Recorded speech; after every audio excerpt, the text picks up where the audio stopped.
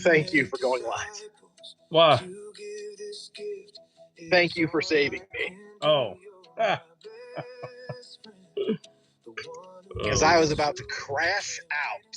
Oh, God. Let's not do that. Look, man, every one of us, we only get like one moment a week, okay? You only get one, and that's it. You got to wait till the next week for the next.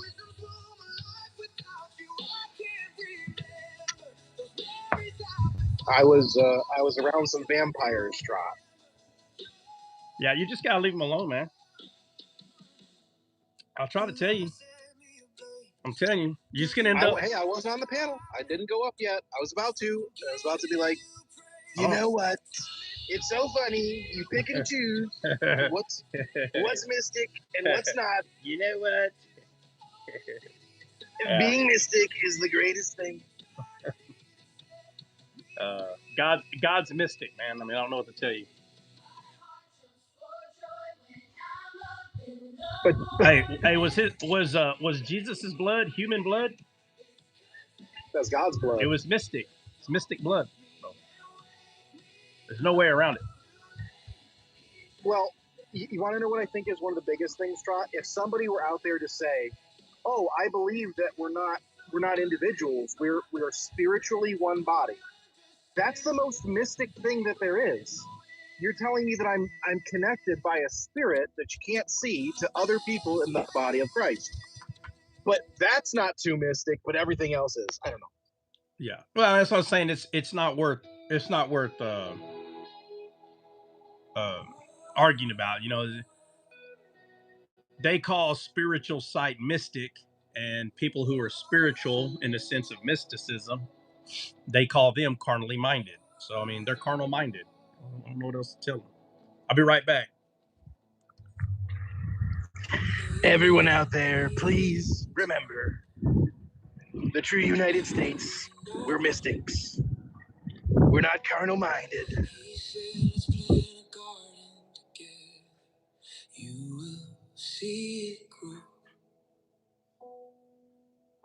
In fact, I've started a new policy to deport the carnal mind.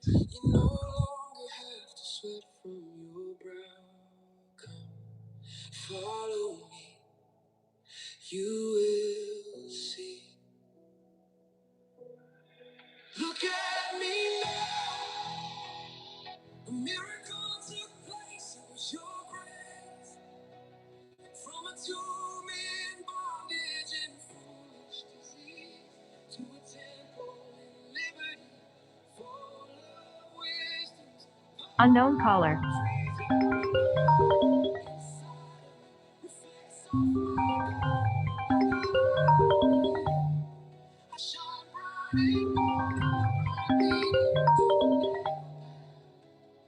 Because Jesus took the light.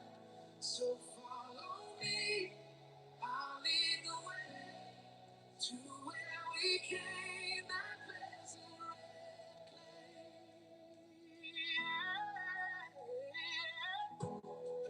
Blind, dumb, and lame, unable to lead one sheep. Now just like Samson, heaps upon heaps, my porch has been placed on a high altitude, ready to feed and shade multitudes. My table of show, bread is always full. My covering is pure white, freshly cut wool from a lamb that was blameless. I am grateful, I must say. Look at me now. A miracle took place. It was your grace. From a tomb in bondage and foolish disease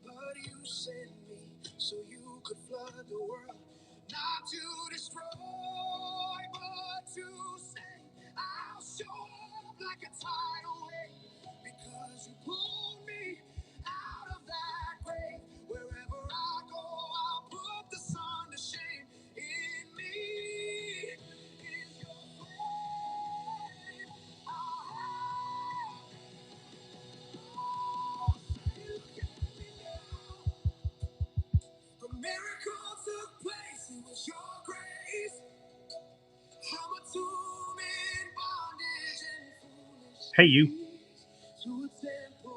Okay, Trot, I've got the master top 5 Top 5 what? songs. Master top 5? What? Yep. So it's teetered a little bit, but number one's probably always going to be "I'm Your Garden." Oh, descaled music. Okay. Well, yeah, it's the only one that I'm not going to talk about other stuff. Well, I don't know. Number 1, "I'm Your Garden." 2 is "Dove Prophecy." 3, it's kind of a tie between "Invisible Flame" and "God is Amazing." I think everyone should wake up and listen to "God is Amazing" first thing. But if you're working out, it's "Invisible Flame." And then "Harness Your Emotion" is 5. So 3, if you want, you can flip the 3, 4 spot however you want. Yeah. Well, I don't know. Your top 5 might change because here in the next week or two, the second album's going to drop, and there's a couple of songs on there that might change your. Or you'll just say top 5 on that album, because. Yeah. Now, obviously, I can't put David's Secret Chord in this because it's not the same album. Yeah, it's not the same album. So. Yeah. It's all good. It's all good, man.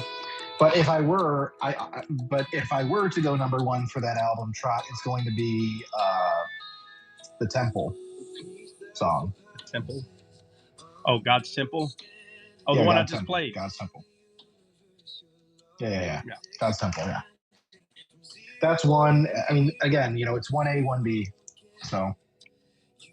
Yeah, it's gonna be out of the next album is gonna be out of God's Temple, David's Secret Chord, and Spirit, Soul, and Body. Those are gonna be the 3. Nice. Yeah. Rhonda, I need best friends. It's already CJ's already sent it off. Rhonda, it's got to get approved. Every time you send something off, it has to get approved. So in the next couple of weeks, it should be ready to go. You'll never see it on Apple. It'll be on Apple. It just CJ he releases it on everything else first, and then once it's everywhere, then he'll put it on Apple.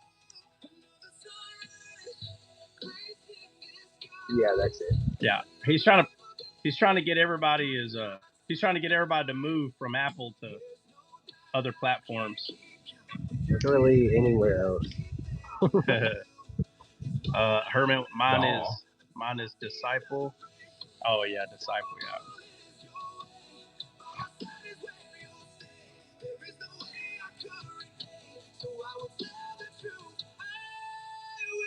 No, my best friend's actually really good. This song right here. It's even better in your car. Like, no joke.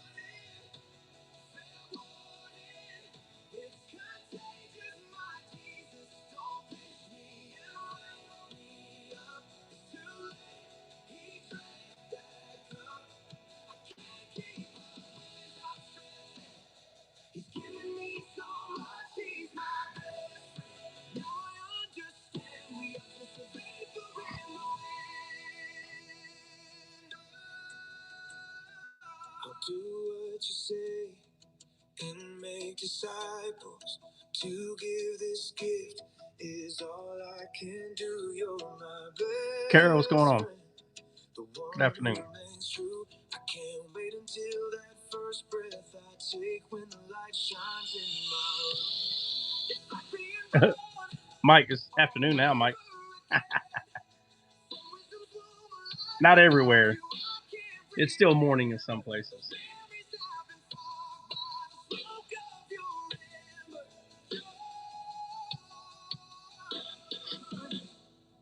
Your love has set me ablaze. Nothing will ever stop me from giving you praise. Time is short here when your perspective changes towards your love. I can't wait until No, I know. Literally, it was like 11:59.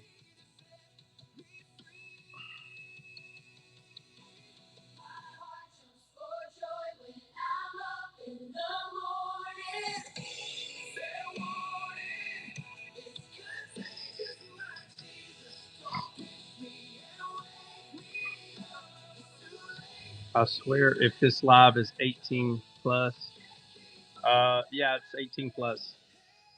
I think it's talking about for adults, maybe. I don't know.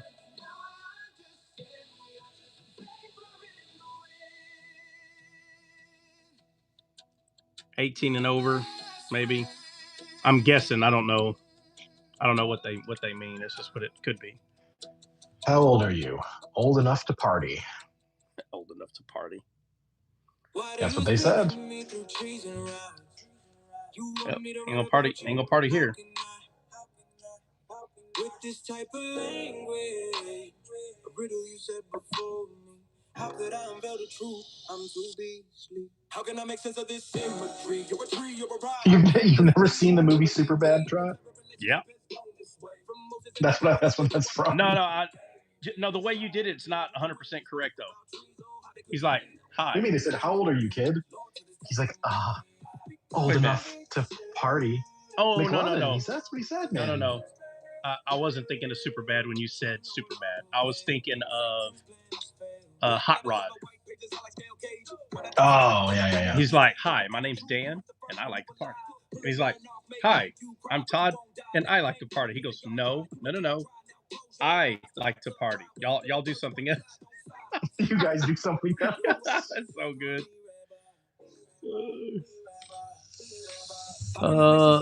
From Florida. When they're dancing in front of their car, bro. Your voice. I don't know your voice. What? Yeah, the beginning of that movie is the best, where he wrecks that bike. He's trying. Oh, that's the best, dude. It's so good. We did that in the 90s. Yeah. Not anymore, though. No, it's a different time. Yeah. God conceals in us King Church, not in a brick mortar church. I'm not Uncle Fester and you on lurch. When you're no longer dead, God is the God of the living. You just have to be willing to see and hear. Don't be in fear. Draw near everyone who wisdom speaks of tree. Why don't you? Because you haven't been discipled. If so, you would have grew. You still have a baby's point of view. You still see misunderstandings and lies. It's true. It's not too late. Find a disc scale person now for you. They will plow and sweat from the brow. You just sit there as the scale falls, so you can finally learn how to crawl. Because I'm your flesh, all you do is wrong. Then lie to yourself about standing tall. Let the air come between those scales, so you can come out of that black letter jail. Make sense of this symmetry. You're a tree, you're a ride. How can this be? Who will believe me? Our entire relationship has gone this way. From Moses and everywhere that bitter water was bearing to David and Solomon, who through wisdom spoke about trees. Oh, how they could see. Now I'm a witness. Lord, to this testimony, I become this. Yeah, I'm no longer veiled. Satan's plan has failed. I'm no longer veiled. Satan's plan has failed. Why do you speak to us in dreams?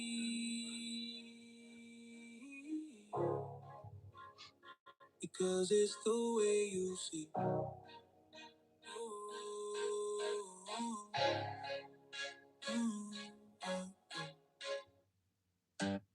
Okay, I'll have some fun with it.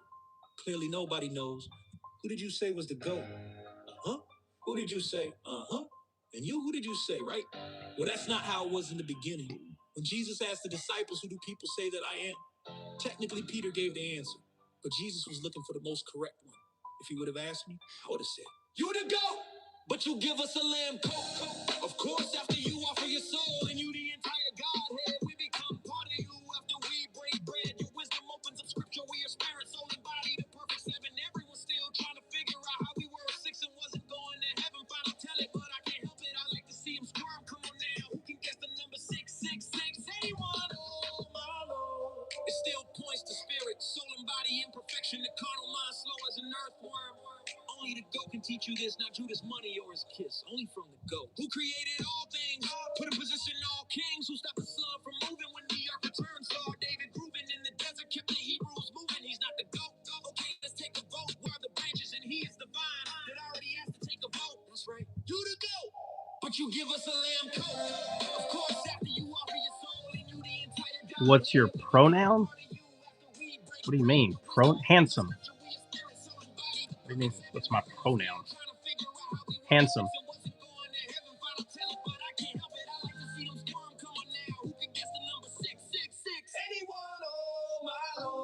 It still points to spirit, soul, and body in perfection. The carnal mind slow as an earthworm. Only the goat can teach you this, not Judas money or his kiss. Did they laugh at me? What? How much more do I have to say? You asked. I would like to say more. Or did I read it wrong? Read the Bible for yourself. What's your pronoun? No, that's what you said. What pronoun? You like Jesus' words, but you love their Most quotes. people get triggered. You need to take that pole out of your eye. Oh. And you can remove the moat. Did you like that quote? Make sure to take some notes, but I know you won't.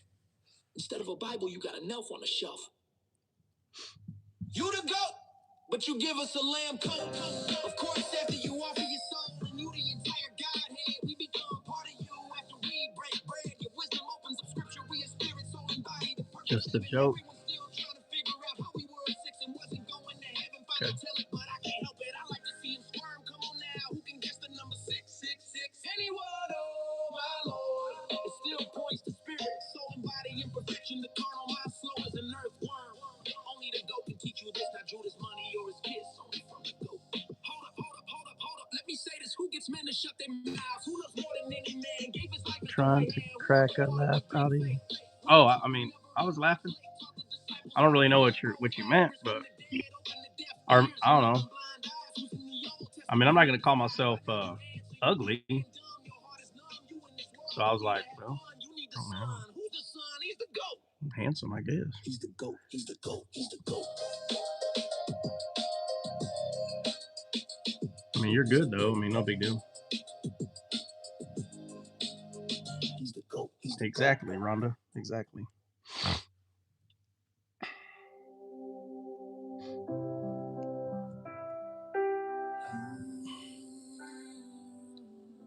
Big net. What's up, homeboy? Mike, stupid. Hey Mike, I'm gonna see if I can cut this thing off. Like, I'm gonna like glue it to make it real hard, and then I'm gonna cut it off, and I'm gonna hang it right here on my bill, bro. What do you think?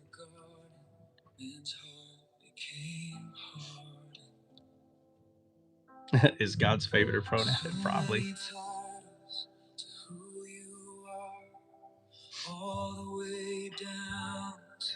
I don't know if that person would have got that though, Lloyd. So I just kind of stuck with something that. You laid your life down for a curse was placed upon it. We couldn't remove it, no matter how much sin we quit. I read your story in ignorance. Oh, how I get everything. Yeah, nothing personal. If you cut it, do that for sure. But don't cut it.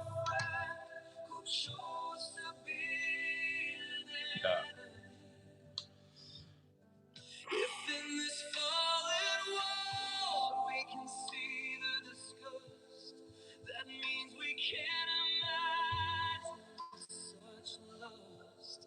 Now the serpent has to eat that dust. All we have to do is trust that on the cross that servant died. Because of you, our hearts have been revived. Death robbed, but you arrived.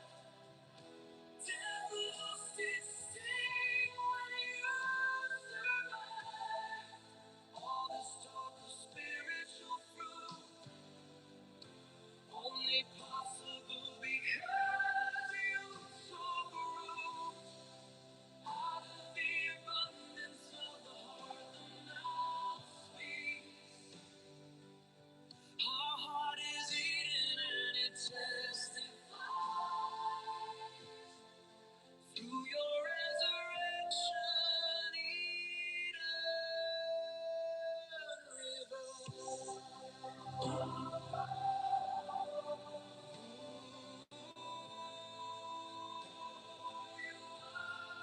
Yep.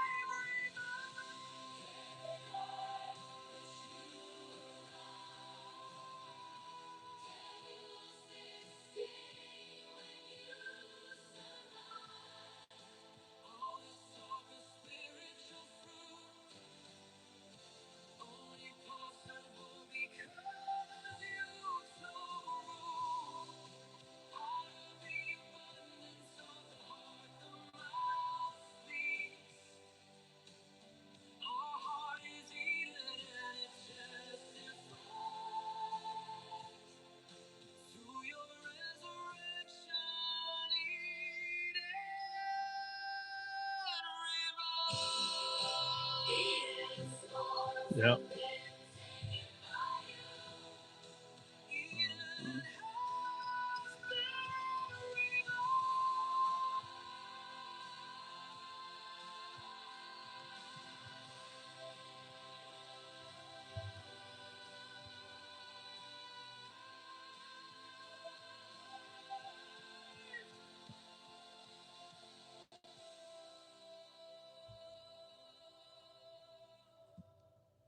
Oh, you thought it was over? Now we are fruitful and multiply. We are able to testify and edify. I'll flood the earth with this truth. Eden will continue to grow from soul to soul. This is all I know. For we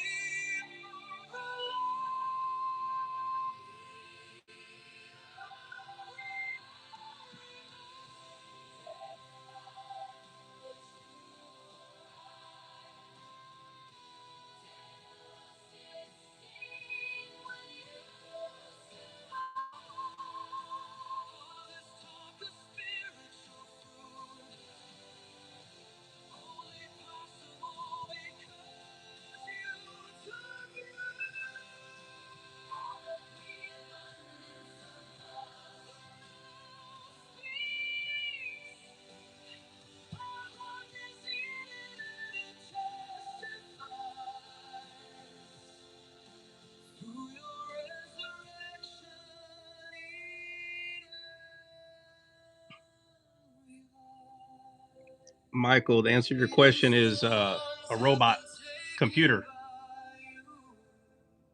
Just like you can get Siri to talk. Excuse me.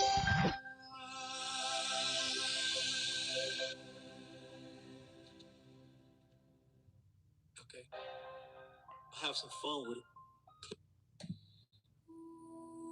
go have a baby with her. Her womb is young. Yeah. Yeah, no, if you can't make your wife laugh, bro. Hey, my wife used to have, ain't that the same big? Yeah. My wife used to have like gerbils or whatever the heck. And they only lived for like 2 or 3 years, and they, after a couple of years it would die. You have to go get another one. And we kept burying them in the same place. I mean, why move? I mean, I just kept burying them in the same place. And one day she was sad, and her birthday was like 2 days. And she's like, I wish I had all of them together. So I went and dug all of them up, and I stuck all of them in the little cage, and I said, happy birthday. And she's looking, she's like, what is that? And I said, well, you said you wish you had all of them together, right? Oh. If you're not from Texas, you ain't gonna get it. I don't know what else to tell you.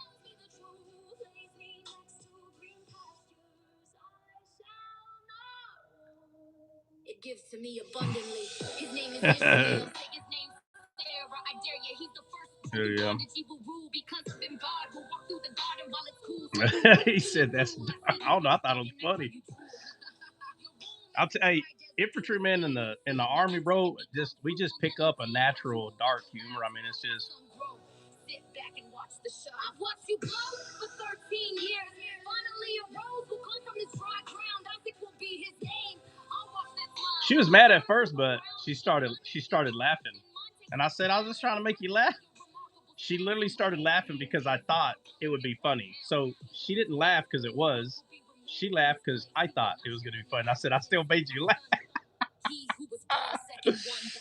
Oh, yeah, you're good, man. Shoot, I had fun.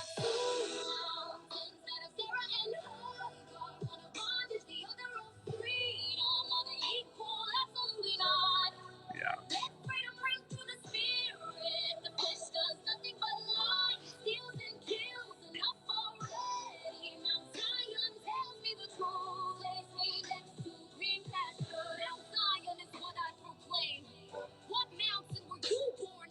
When is D-Scale movie coming out?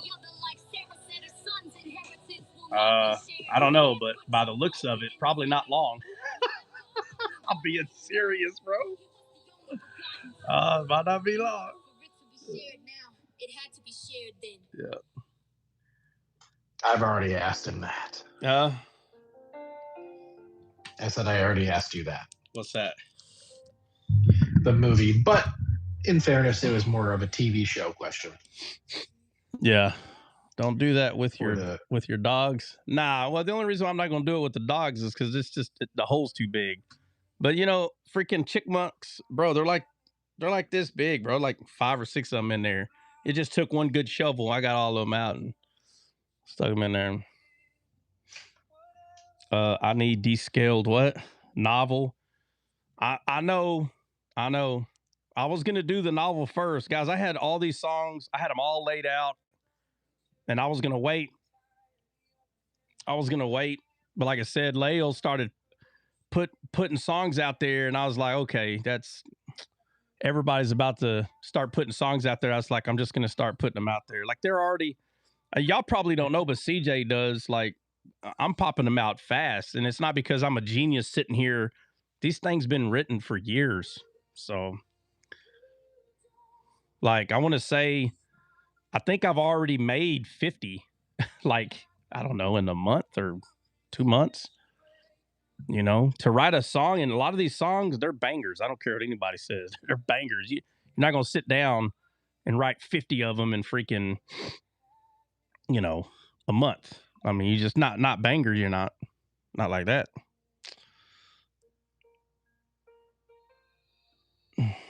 Yeah. I need descaled commentary. Oh my God, Gene, you just gave me a book. Oh my gosh. Wait.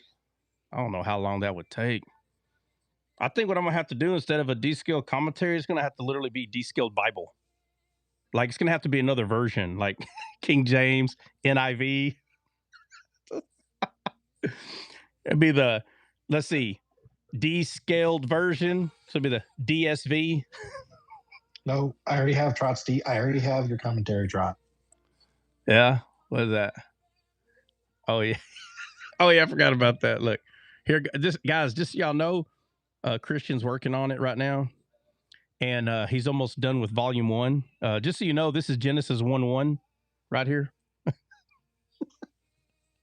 It's been an incredible journey, incredible burden, incredible burden. Yeah, so this is Genesis 1:1, guys. Okay, so we didn't just do one verse. We went over every letter and every number involved. And volume 2, which is obviously going to be Genesis chapter 1, verse 2. We'll start working on that here pretty soon. And I don't know, we might be able to finish it. We might get through Genesis by 2034. Yeah. Agape, would you say that's small for Trot? That's small for Trot's what? Trot's Genesis? Well, I mean, if I write all of it down. Verse 1. Yeah. I don't think, Agape, I don't think you're paying attention. That's verse 1. Genesis, that's not the full book of Genesis. That's Genesis chapter 1, verse 1. That is right there. Yeah. You trying to fill up every library on the planet? For real. Oh, that ain't no lie. Yeah. I already have a commentary. It's being built on YouTube. I said it's an audio commentary. Yeah, we built on YouTube. Yeah. Hey, that sucker is over. Hey, that's over 700 videos long right now. When the AI, and guys, this is in 4.5. All right, Christian. What? What's that? I don't know what he said. I just heard him say font. That was in the font size is 4. God. Just so y'all know, normal font size is around 12. Okay. And he said it's 4. So, Lord have mercy. Do you have any idea the engineering that went into me making that binding that flexes as that whole thing opens? Bro, that thing's got to be made out of freaking like honey. Yeah, hinges. Hey, it's made out of bubble gum. Yeah, literally like straight hinges, metal hinges. For real.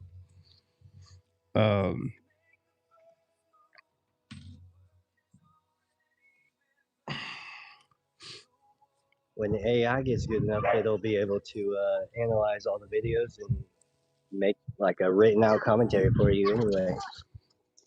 Yeah. I'm getting there. Cut out all the nonsense, of course, like other people. No. Yeah. Cut all the nonsense out. Yeah. It's going to be on the Descaled 2 channel. God, Descaled 2. Nah, the name will just be changed. It'd be Descaled Commentary Channel.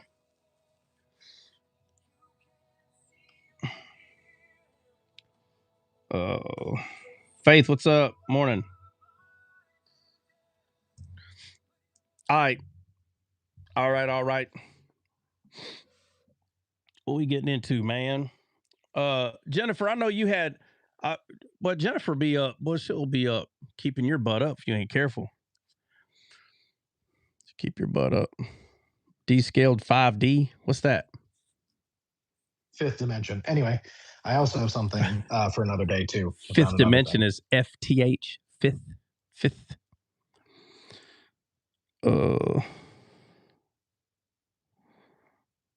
God. I'm not done looking over the things. I just wanted direction on where to go with it.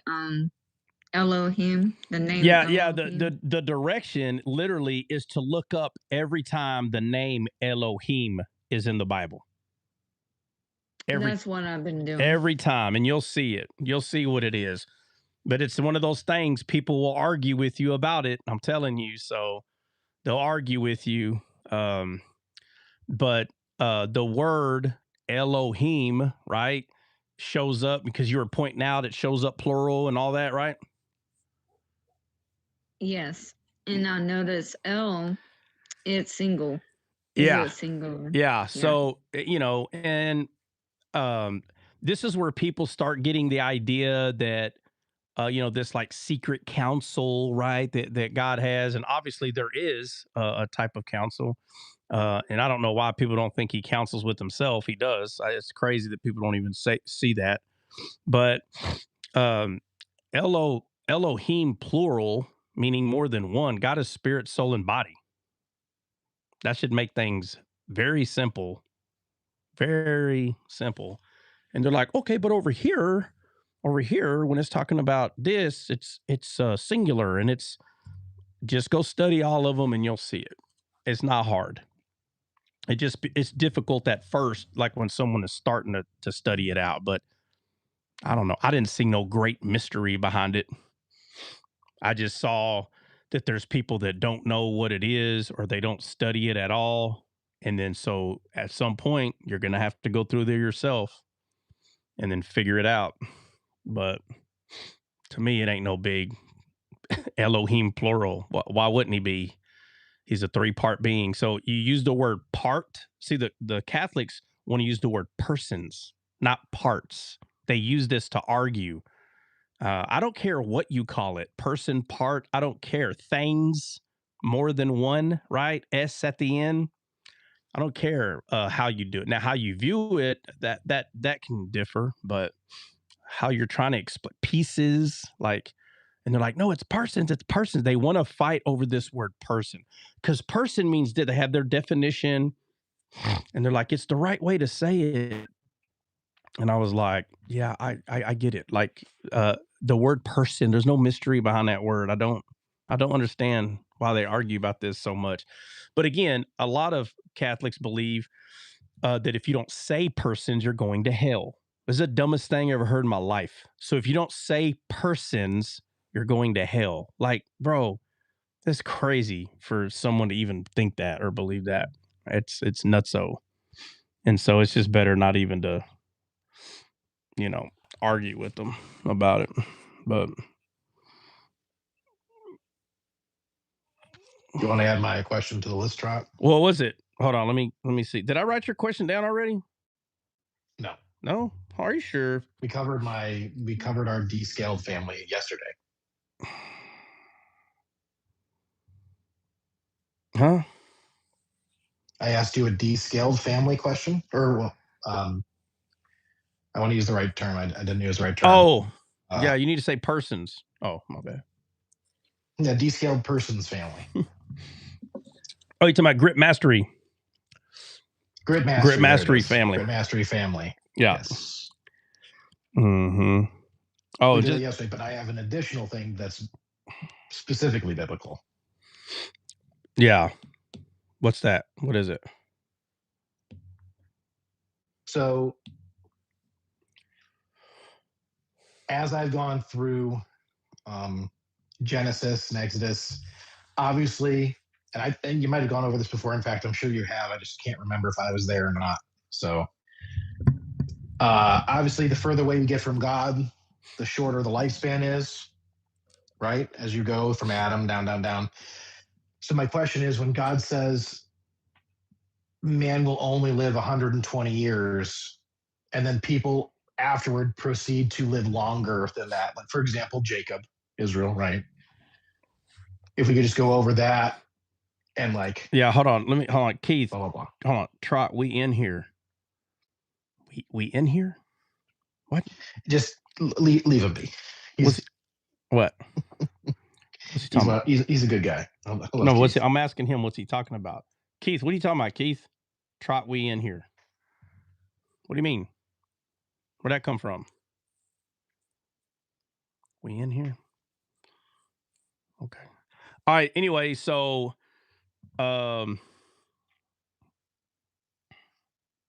we turning up. Keith, can you freaking talk to me in English? What the heck you saying? He speaks in parables. We've already established this.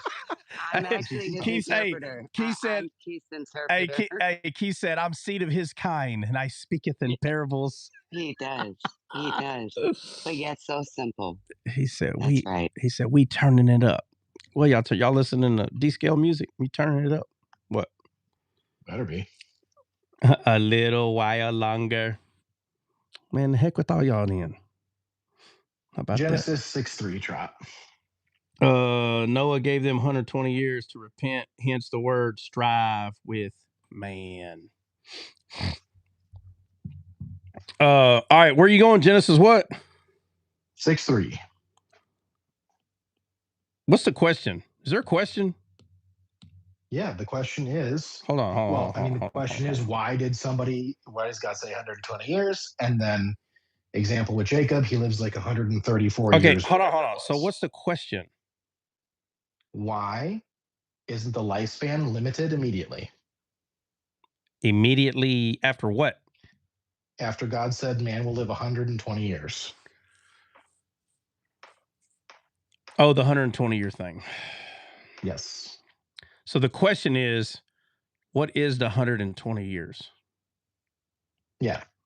And obviously, well, I don't want to say obviously, I'm assuming that number also has a deeper meaning in general, but,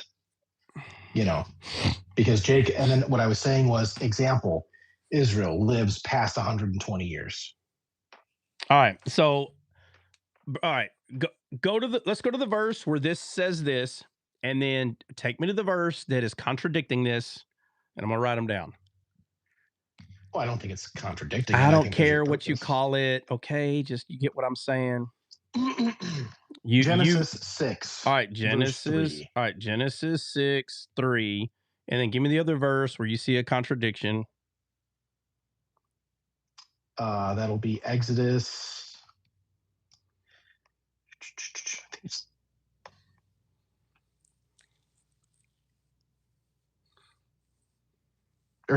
Exodus, stupid idiot.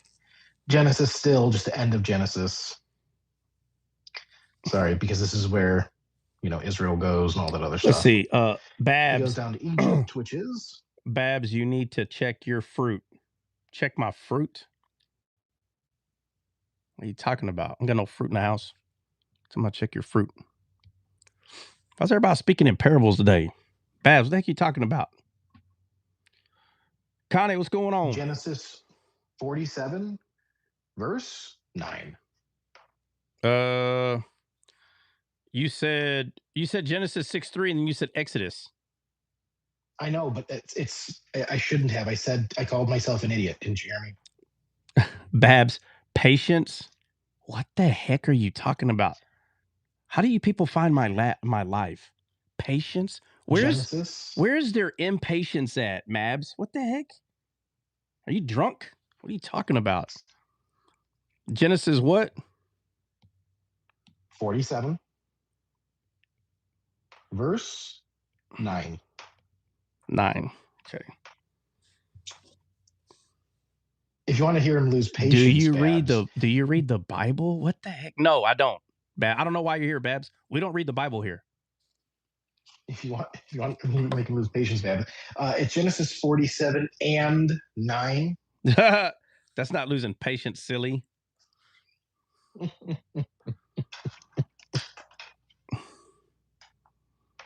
All right, check it out. So Genesis 6:3. All right, read Genesis 6:3. Genesis 6:3 says, yeah, Babs, I think you're Babs, I think you're looking for a freaking like a legalistic. You're looking for like a Torah observant live where y'all point the finger at each other for eating pork, and I don't think this live is for you, man. All right.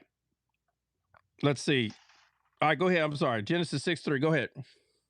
And the Lord said, my spirit shall not always strive with man, for that he also is flesh. Yet his days shall be 120 years.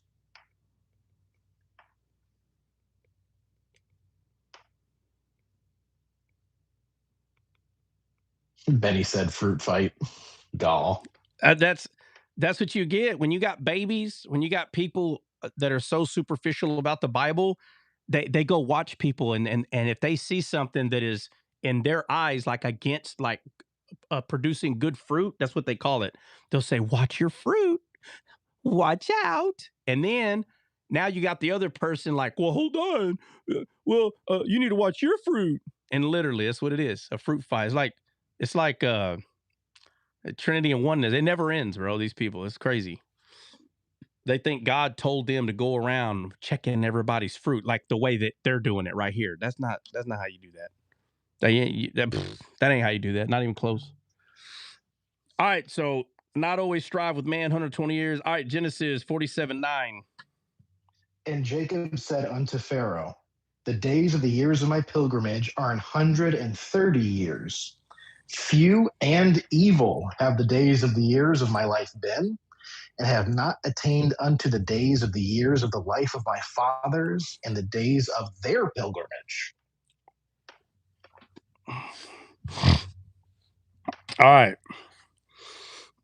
So let's go to. All right. So what's the context of Genesis 47, Christian? Jacob is speaking to Pharaoh. Pharaoh comes to them and questions him about who he is, where he came from. And then up to 9, it's Jacob just telling him this, and Jacob blesses him, and he leaves. All right. So Genesis 47. All right. That's up till 9, and then obviously goes into Joseph, like giving them all their stuff, their land, nourishing his father, his brethren. Yeah, hold on, man. Hold on. Have some patience. Yeah, check my fruit. Check your fruit, bro. What's wrong with you? All right. The famine comes. All right, so we go to Genesis 40. Let's see. They say servants, tradeth, fathers, many. All right, 47:1. So then Joseph came and told Pharaoh and said, my father, my brethren, and their flocks and their herds and all they have are come out to the land of Canaan, and behold, they're in the land of Goshen. And they took the brethren, even 5 men, and presented them unto Pharaoh. And the brethren, occupation, they said, Pharaoh's servants are shepherds, both we and our fathers. Moreover, with the flock, 5, Pharaoh spake, saying, Thy father and thy brethren are coming to thee. The land of Egypt is before thee. It is the best of the land. Make thy father and brethren to dwell in the land of Goshen. Let them dwell. Okay. And Joseph brought in Jacob, his father. All right. And set him before Pharaoh, and Jacob blessed Pharaoh. Right? Jacob blessed Pharaoh. And Yes, he Pharaoh did. said unto Jacob, How old art thou? And Jacob said unto Pharaoh, The days. Oh, I'm sorry. No one. Unknown caller. And he says, And Jacob said unto Pharaoh, The days of the years of my pilgrimage are 130 years. Few and evil have the days of the years of my life been, and I have not attained unto the days of the years of life of my fathers in the days of their pilgrimage. And Jacob blessed Pharaoh and went out from before Pharaoh. And Joseph placed his father and his brethren and gave possession of the land, Egypt. All right, so let me look at the 130. All right, so 130 years. So basically, that's what he's telling them, right? I've been doing this pilgrimage for 130 years, and I haven't lived as long as my fathers, right? That's what he said? Yes. All right, so what's the issue? God said man's life would be 120 years. All right, but what's the issue? So what's the issue? I'm just wondering why this guy then lives to 130. Now, of course, you could say, oh, well, when it says man, it could mean fallen man, but I mean, well, they're all fallen man. Right. So obviously that theory was out. Right. So then what's going on then? Grace.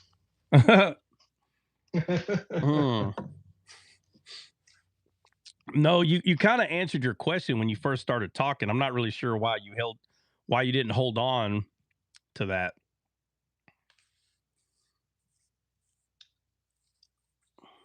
The part that as we get further from Adam?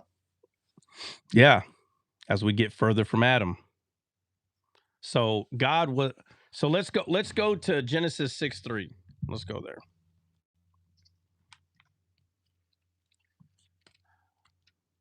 Yes, I'm there. All right, or let's start at 1. Genesis 6:1.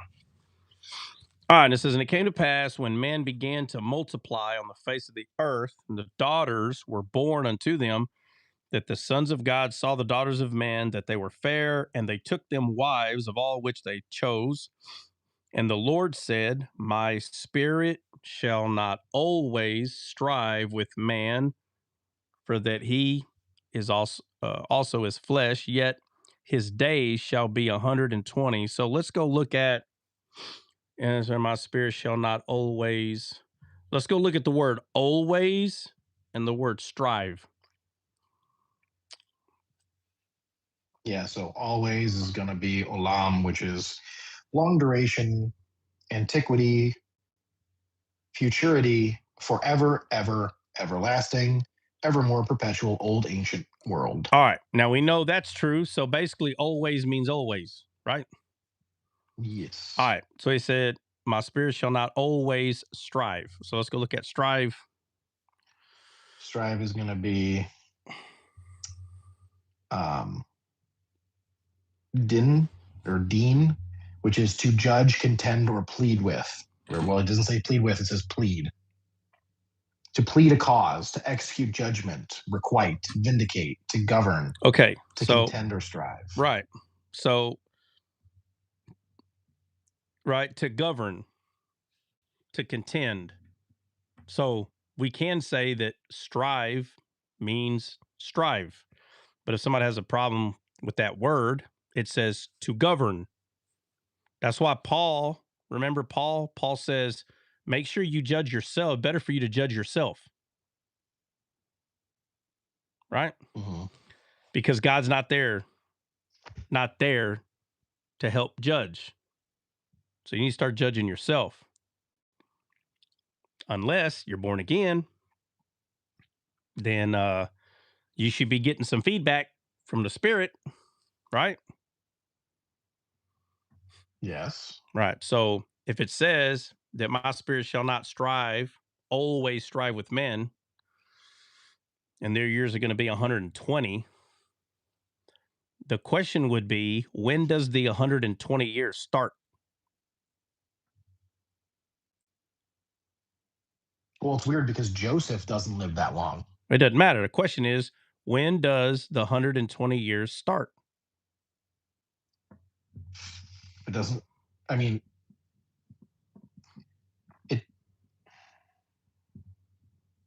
because I don't see anything here that says, and starting now, the 120 years. It's talking about, it's a prophecy.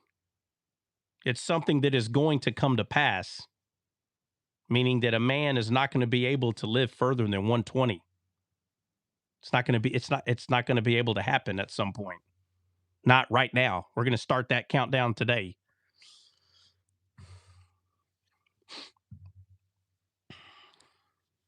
Our language alone is so far away from original Hebrew.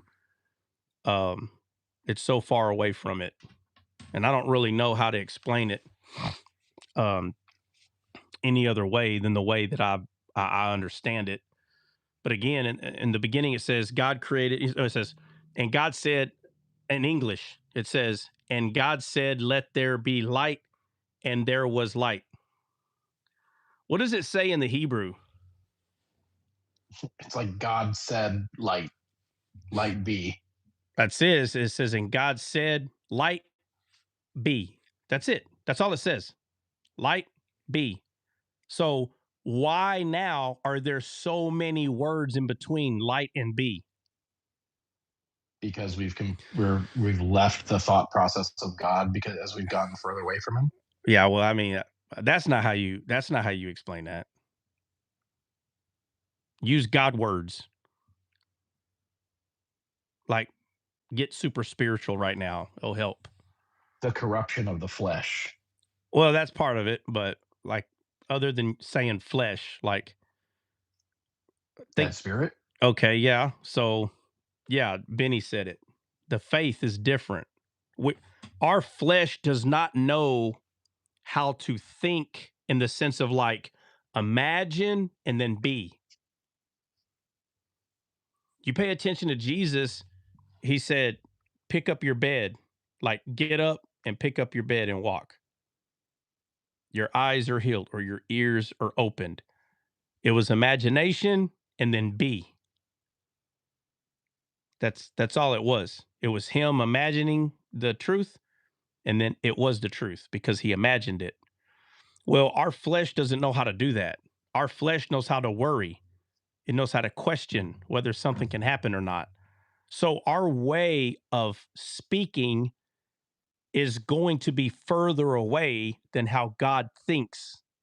The way we think, right? My ways are not your ways, and God is talking to the flesh. So faith is imagine, become. That's faith. That's what it is. So, but today our flesh does not believe like that. It's not how it doesn't see things like that. It sees like numerous amount of precursors.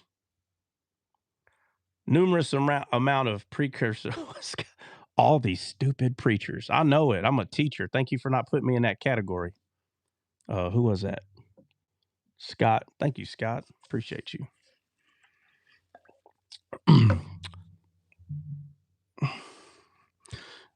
Yeah, so he says, or not so he says, but you just pay attention to our language, right? Back then it's, and God said, light be.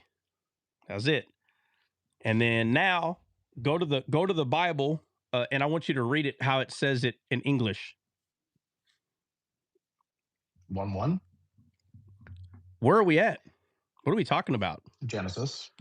You said read how it says like light be. But in English. Go read the verse in English. English. Just read it. Yeah. Okay. Waiting on you. And God said, let there be light. And there was light. And God said, let. Next word. There. Hold on. There. Hold on. Okay, next word. Be. Something's coming. It's coming. Look. Let. There. Oh, we're getting somewhere. Be. Okay, next. Light. Oh, that's what it was. I was wondering what you were thinking about. Let there be light. Listen, when you see or start understanding like the way God sees things, and then you look at how we write in English, you can see how far away we have become. So, did that happen overnight, Christian? No, it happened over thousands of years. Okay, so the 120 is gradually was coming to that fact, to that truth. And you see it. How old was Adam when he died? 900 and all right, and you keep going down, and they start dying at younger ages. So here we are at Jacob. Wouldn't you say that it's getting to that number? Yeah, because then Joseph goes at like 100 or 110. Yeah, so it's getting there, but the idea, like it's supposed to be there. Again, people that would point these kind of things out, they don't understand what I'm explaining in the language. They don't understand. They see that one thing and they're like, "Oh, look what I found." Like, bro, look at the language. The language is going away slowly. Bro, English didn't come out 500 years after Adam died. English is freaking way the heck down there. But you go to other languages that we can prove like was here first, and those languages are closer to the way God thinks. English is further. It's further away. So, let there be light. Okay. And then what's the next word? And hold on. And okay. All right. We got okay. And then are you ready for this one? I don't know. Are you ready for it? Maybe. Let's see. Okay. So it then says there. Wow. Oh. There's the there again. Man, look, let there be okay. Light. Yay. And light's still not here yet. Hold on a second. Hold on. I thought light was here. We said the word light already. No. We're just letting you know what's coming, right? That way, when it gets here, you don't freak out. Okay. So that's why I'm asking if you're prepared. Let there be light. Okay. So now you know that it's light that's coming. Right. Okay. And there. Okay. What's after that? Was. Oh, was. Well, duh. You have to say the was, right? Like there was. Okay. After was? Light. Oh, then the light came. Oh, I get it. He spoke light into existence. Guys, is that how God spoke light into existence? Is that how he spoke light into existence?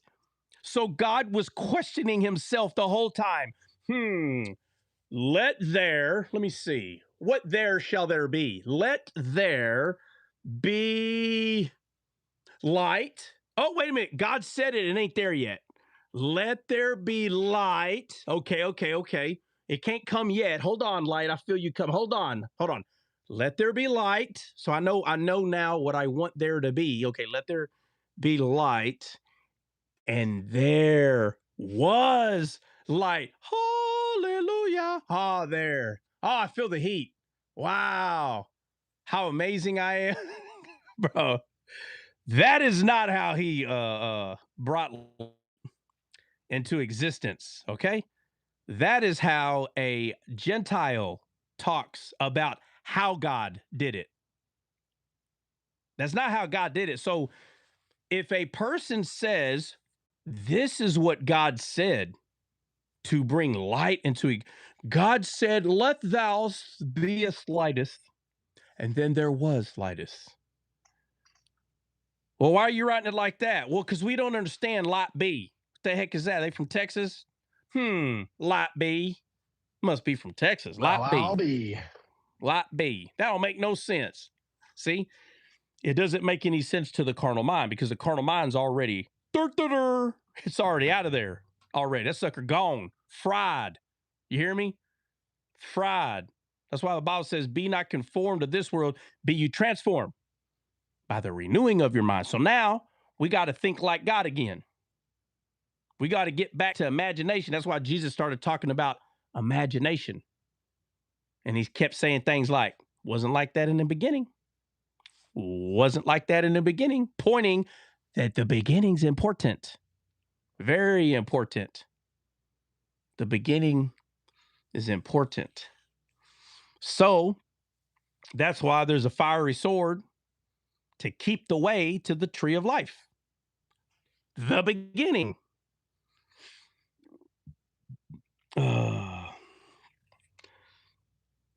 But that's not how God created light. God did not say, there was no, let there be light. And then there was light. So we read light be. I don't make no sense. Neanderthals. We came from monkeys. While they're talking about God. See, look how stupid we were. Light be. Stupid. No, bro. No. It's the opposite of stupid. Okay? If we are able to have an imagination of something and make it become without all the prerequisites, that would be a better way than stressing yourself out with 50,000 words that are not even needed. Light be. That's what God said.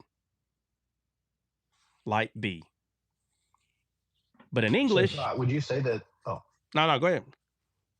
That even in the English, that it's almost like a weird fear thing. Like, oh, they're not going to understand. We can't. We have to make it so they understand. Like it's kind of like a fear thing that people won't understand. I don't think the focus is fear. I mean, first of all, it's going to derive from fear, but I don't think psychologically people are in fear about it. I think that it doesn't. Spiritual understanding does not make sense to the carnal mind. It doesn't make any sense. So for God to say light be, and that is how light became by him saying light be. Light be. And then you try to read the Bible to someone and you're like, light be. Man drove, earth, red, Eve, serpent. You get it? Nah, heck no, I don't understand nothing you just said. And before you know it, it's like, oh, well, what did you miss? What do you mean what I missed? You said Adam, man, red, Eve, serpent. What the heck? He's like, yeah, bro. He's like, you don't understand? No. So what are you missing? What about the serpent? What are you talking about? Adam, Eve. What is an Adam and what is an Eve? Like, oh my God, before you know it, now we got 15 pages. There's a man named Adam. God formed him from the dust of the ground. And then here comes Eve after he put him to sleep, took out a rib. And like all these extra words, like honestly, look how thick this book is. If you were to take the Hebrew, it wouldn't be this thick. You understand? It'd be a lighter read. But half of this is filled with let there be. And there was. You understand? There are more prerequisites to the actual crap that's taking place in here. When I say crap, I'm saying stuff. So calm down. Watch your fruit. Watch your fruit. But for every like word that has a strong meaning, there's 2 or 3 prerequisites in there. So you're like, on one page, there should be, 30 words, but there's 330. It says, and he called, right? his name Noah, saying, this same shall comfort us concerning our work, toil of hands, because of the ground which the Lord cursed. So you got like 7 or 8 words here that are like, like grounded or purposeful. And then there's 1, 2, 3, 4, 5, 6, 7, 8, 9, 10, 11, 12, 13, 14, 15, 16, 17, 20, 2, 4, 6, 8. I don't know. 28, I guess I went through it pretty quick. So, okay, we'll just say 27. So there's 27 words there. 7 of them are like the main part of the passage, and 20 of them are prerequisites so your goofy peanut brain can understand what the heck's going on. And you keep doing that from verse to verse. After a while, English prerequisite words is the Bible instead of the concrete foundational points of the story, right? So I'm talking about that because Christian brought up what's going on with God saying, what's going on with God saying, hey, man's life is 120 years. And then here we go in Genesis 47 with the story of Joseph, and Pharaoh and Jacob are having a conversation, and Jacob's like, I've been on this pilgrimage for 130 years, and it's like, wait a minute, God said man's life's going to be 120 years. Yeah, he says it will not strive with man forever, meaning that eventually it will no longer be there. It won't strive with man forever. That means there's coming a point where it's not going to be there at all. And I'm talking about the man hearing. And how do you know that this is true? I'm showing through language. It's like man, little by little, could still hear God, little by little. And the way we started thinking in this world, it took us away from hearing his voice, because his voice now makes no sense. And it's facts. God's voice makes no sense because we have taught ourselves in unbelief how to speak to one another. The way English is spoken, there's so much unbelief in the language. So true if you just look at it. Right? It's like, hey, man, I was really thinking about building a house. I really want to build a house. God's not going to sit there and say, man, you know what? I'm really thinking about building this thing,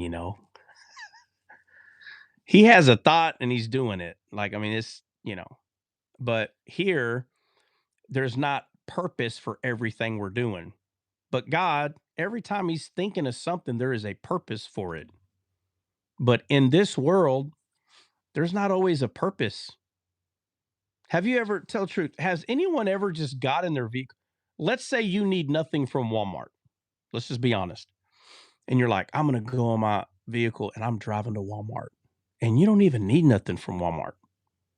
You're just going. Now, people would say, well, that's okay. You can do whatever you want. I'm not questioning whether you can do what you want. And I'm not even talking about Walmart. I'm saying somewhere. You don't even have, it could be a place that sells clothes and you don't need any clothes. I'm not saying you're on a shopping spree. I'm saying you don't need another pair of socks. You did not say, you know what, man, all my socks got mildew on them. I'm not putting those things on. The washer got ruined. They're all mildew. I need to go buy a pack of socks. Okay, so now you have a reason to go to Walmart. Not all my 50 pair of socks are in good condition. Matter of fact, I just got them out of the dryer. I'm going to go get me some socks. Nobody really does that. Okay, I'm saying there's no reason for you to go to the store and you're like, I don't care. I'm going to just get out of the house. I'm trying to show that, the person's not content with nothing. They just be dry going places. They just dry go to the store. They just going just to go. Bro, God doesn't just dry go do stuff. You understand? Everything he's doing, there's a very strong purpose on why he's doing it. This is why when you have people reading the Bible and they're so carnally minded, when you hear people say, well, God can just do whatever he wants, pay attention to what they're saying, because they understand the type of freedom that we have here in this world. You can just go to the store. So they think God just does stuff. You understand what I'm trying to say? Every time God is doing something, there is not just one purpose behind it. There's hundreds. He's being very adamant why he's doing what he's doing. But these people that I'm talking about, because they have free choice to do whatever they want, they think God does it too. Man, God, he can do whatever he wants. So what they're saying is, man, if I can do, man, it's unlimited to what I can do. I could drive to Oklahoma right now. I get in an airplane right now. I go to California. I could do anything I want right now. And they see God like having the same having the same mindset, in the sense of he can go do whatever he wants, but instead of being on a plane, he just closes his eyes and he shows up. And instead of him, if he wants to go to Mars, he just closes it. In a split second, he's in Mars like that. Like, bro, God doesn't waste his time like your goofy butt. What the heck are you talking about? What the heck are you talking about? He doesn't waste. When he says something, he actually means it. He actually means what he says. Again, marriages, over 50% of them end up in divorce. Why? Because words don't matter to people. They don't matter. How do you know? Till death do us part. I will. 2 years later, they didn't. See? Words don't matter. You understand? Words don't matter because of all the prerequisites. In the Bible, it does not say, or not in the Bible, but God didn't have a bunch of prerequisites. Someone will tell you, how do you know? You don't know. That's how you know this person don't know nothing. When you're trying to tell somebody something that the Bible says, and they go, well, how do you know? You don't know that. How do you know that? When you have someone say they don't know nothing, they don't know nothing. They'll say, yeah, I do. They'll say, right here, look, right here. You're adding to God's word. No, my friend, you're taking away from God's word. Nobody adding. How do you not know is the question I always ask. How do you not know that? And they're not going to learn it from you because they think you're lying. So now they can't learn it from you. So now you're sitting here, if you're not careful, going to be arguing with this goofball for an hour because you ain't picked up. Your antennas ain't picked up. You don't know. How do you know? How do you know that? You don't know. Oh, my God. They're the funniest ones to me. They're the funniest ones to me because the easiest way to get everyone to stop listening to you is just to keep saying, well, how do you know? How do you know that? You don't know. How do you know? Oh, my God. So the spirit don't talk to nobody? What do you mean? How do you know? Does the spirit? Well, I got spirit too. So the spirit's telling me this. They're just waiting for you to say you got the spirit. Don't be the idiot that says that. I got the spirit. And they go, oh, that's funny. I got the spirit too. My spirit says this. My spirit. My God. Like Benny put, fruit fight, spirit fighting now. Spirit fighting, fruit fighting. What is clear, and I don't know why these people, it says, how do you know that? How do you not see this? That in English, the way we write, let there be light, and there was light. Our way of thinking is so far away from what it used to be. Again, in the original Hebrew, God said, light be. That's it. Light be. And God said, let there be light, and there was light. So instead of 2 words, it's 8. And everybody wants to know why the Bible is so thick. It's because that freaking thing's in English. That's why. You go look at some other Bibles in other languages, some of them are a little thinner. And you're like, man, why is that Bible thinner? Well, because they don't have as many prerequisites as we do in English. Like even in Arabic, some of their things are still kind of, old and ancient. You know what I mean? We're not talking about the religion. We're talking about how old the language is, you know? Um, um, oh, what was the other thing I was going to say? All right. So the way we think has moved further away from God, and it happened over a duration of time. It didn't happen overnight. And that's just one thing, right? So when Christians like, how come in Genesis 6, it talks about man being alive or having life of 120 years. And then here we are, freaking 40 chapters later, with Jacob, and he's 130.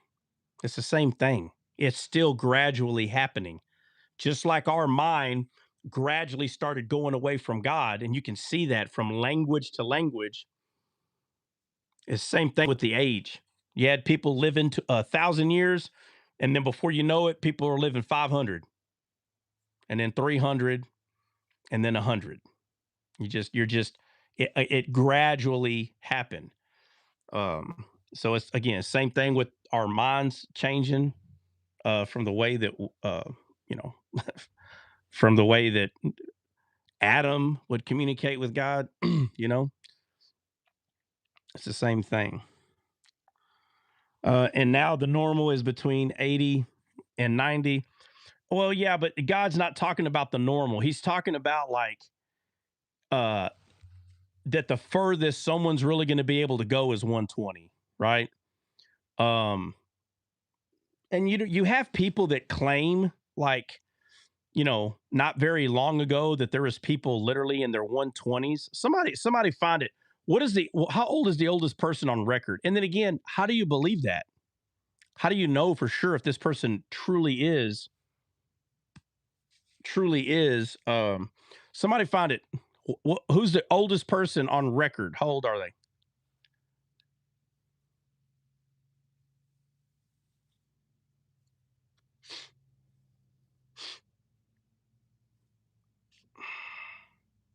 Nobody? Oh, a bunch of losers. Let me see. Watch your fruits, guys. Watch your fruits. I got it. Oh, Jesus Christ. I just want to make you sweat for a minute. You know what I'm saying? It's all right.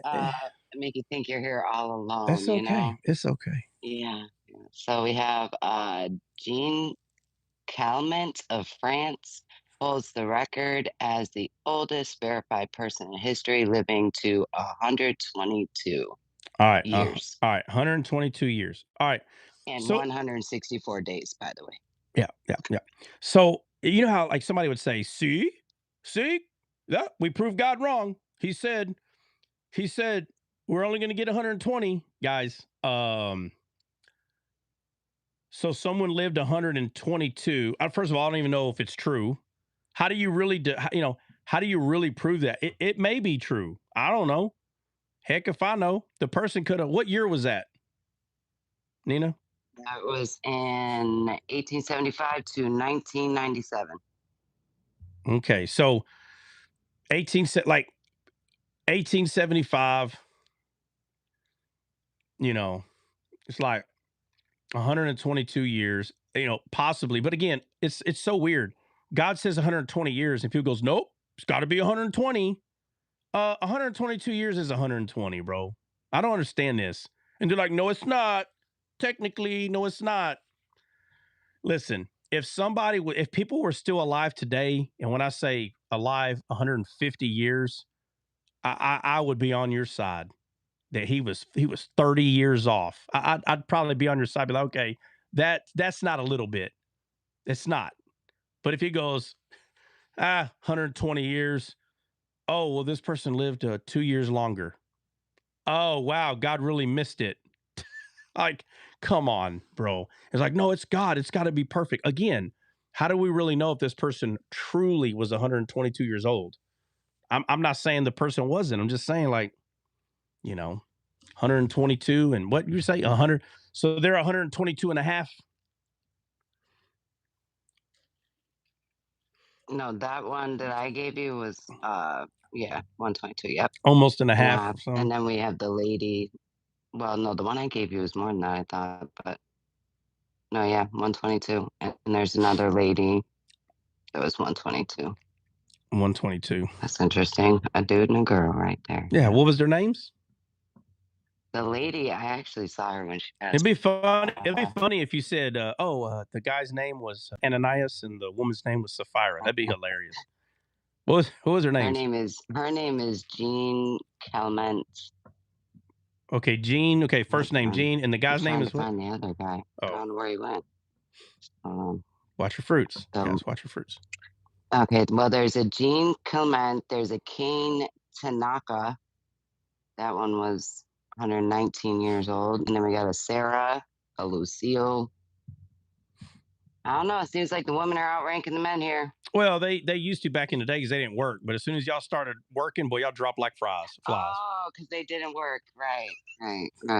They weren't in the fields. Right. Now let's go look Tending to the at. crop. Now let's go look at how work can add stress to your life. Let's go look at those numbers. Oh, my back. Yeah. Okay. So we apparently can find a couple of people that lived 120 or 122. You can knock it if you want, but this was spoken how long ago? Genesis 6. So at the freaking flood. So like 5,000 years ago, bro. 5,000 years ago, God said, "Hey, just so y'all know, y'all ain't gonna make it till about 120." That's pretty accurate. How many people pass 120? Not many. Okay, so let's say that these two people, let's say it's true. It sounds like we're getting closer to 120 being the number. You understand? you understand what I'm saying? Like we find someone that's 122. What did I mean? We're gradually getting there, and it seems like we're already there. What was the so 1800 was think about it. So far, the last person that made it to 120 or whatever was born in 1800.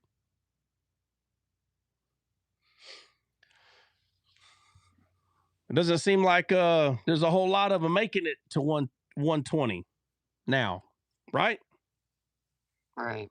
The So other two were in the so it's gone down. For some reason, it's going down. And for some reason, people are looking at where we are right now, and they're like, "Oh, they lived to 122. You're still missing it.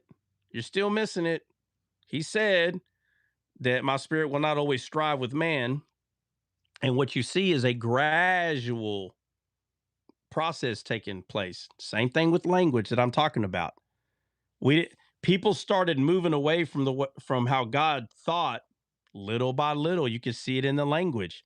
More words have to be like less faith is used. More words, less faith. Like more verbals, I love you, less action. You understand? Yeah. More verbals, oh, I love you, as they stabbing him in the back. Right? That's what we were talking about the other day.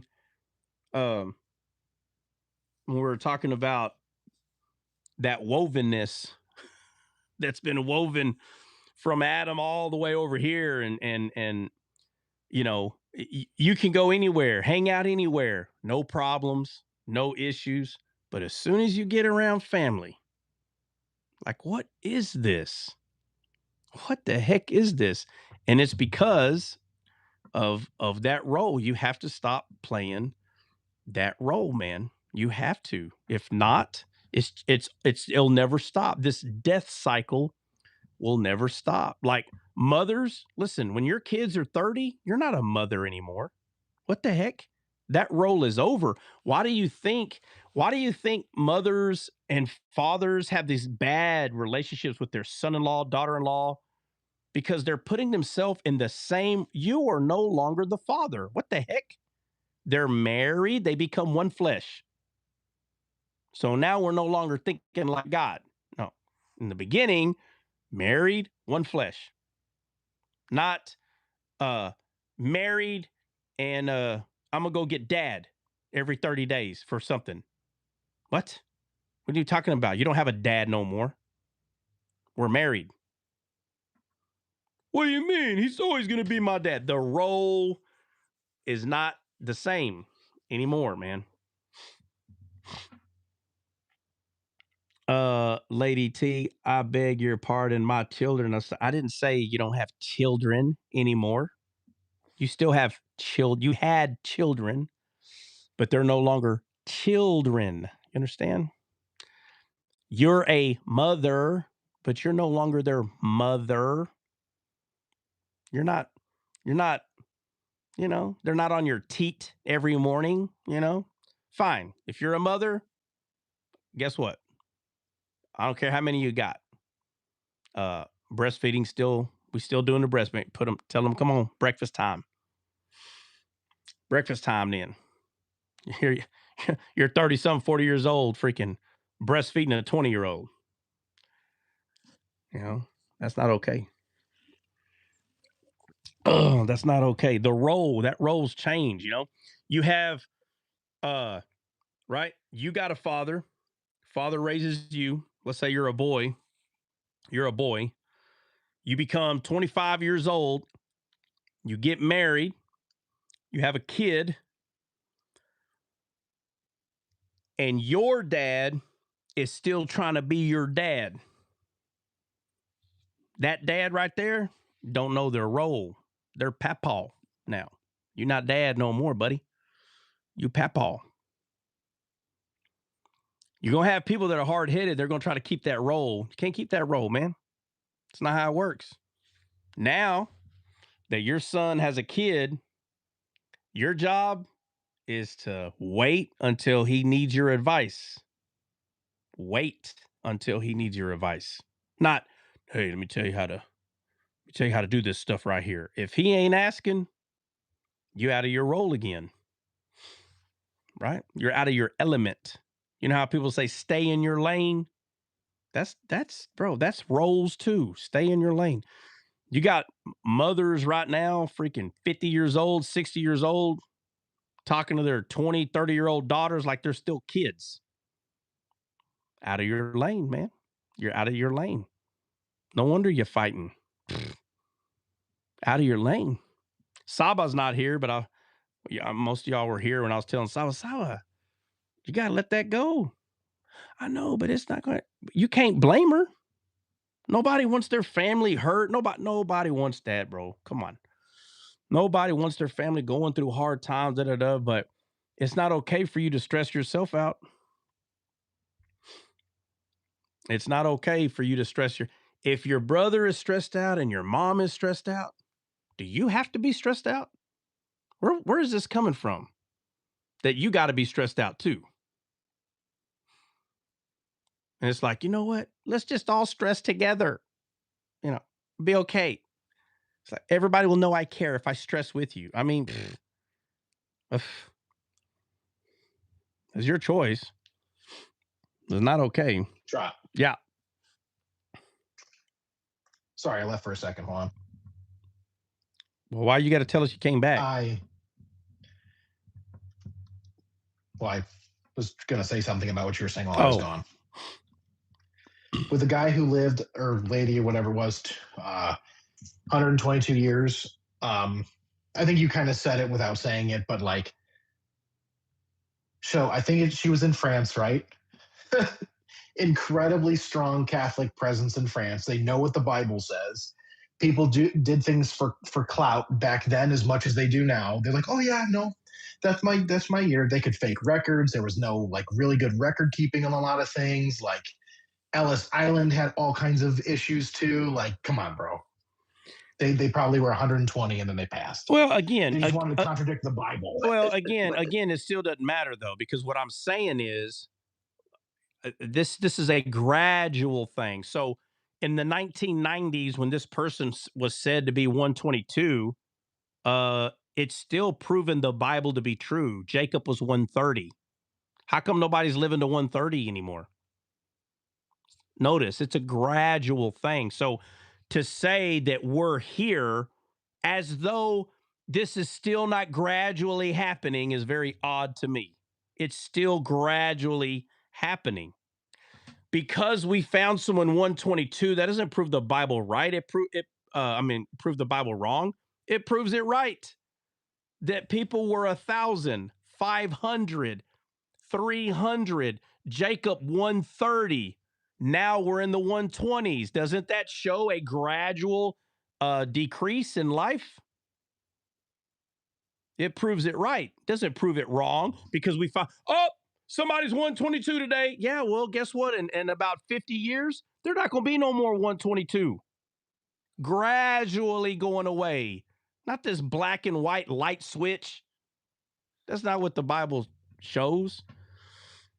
You understand what I'm saying, Christian? Yeah, no, I understand. Yeah. So even if she was 122, it's Jacob was 130. How come we don't have any more 130s, 150s? Why? God told us why over here. That's the reason, right?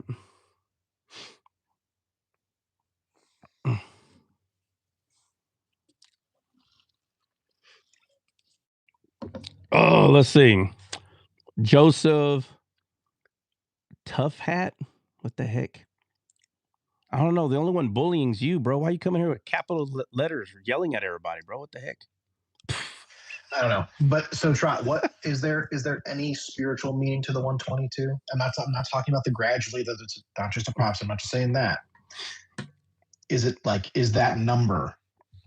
Because yeah, okay. So all right. So where else does 120 show up in the Bible? Gaul. I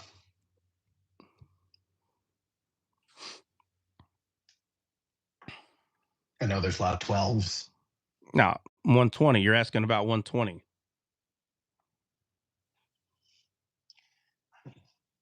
I'm sure something is 120 cubits somewhere. Well, well, that's what you need to go study. You got to go study 120. You'll see it.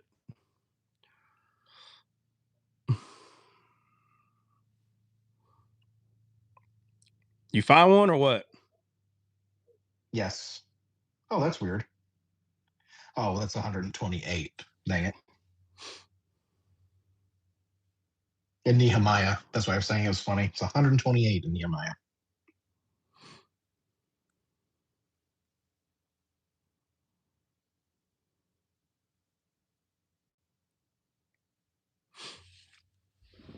You find one? I'm waiting for you to find one. Benny said, look at Acts 1:15.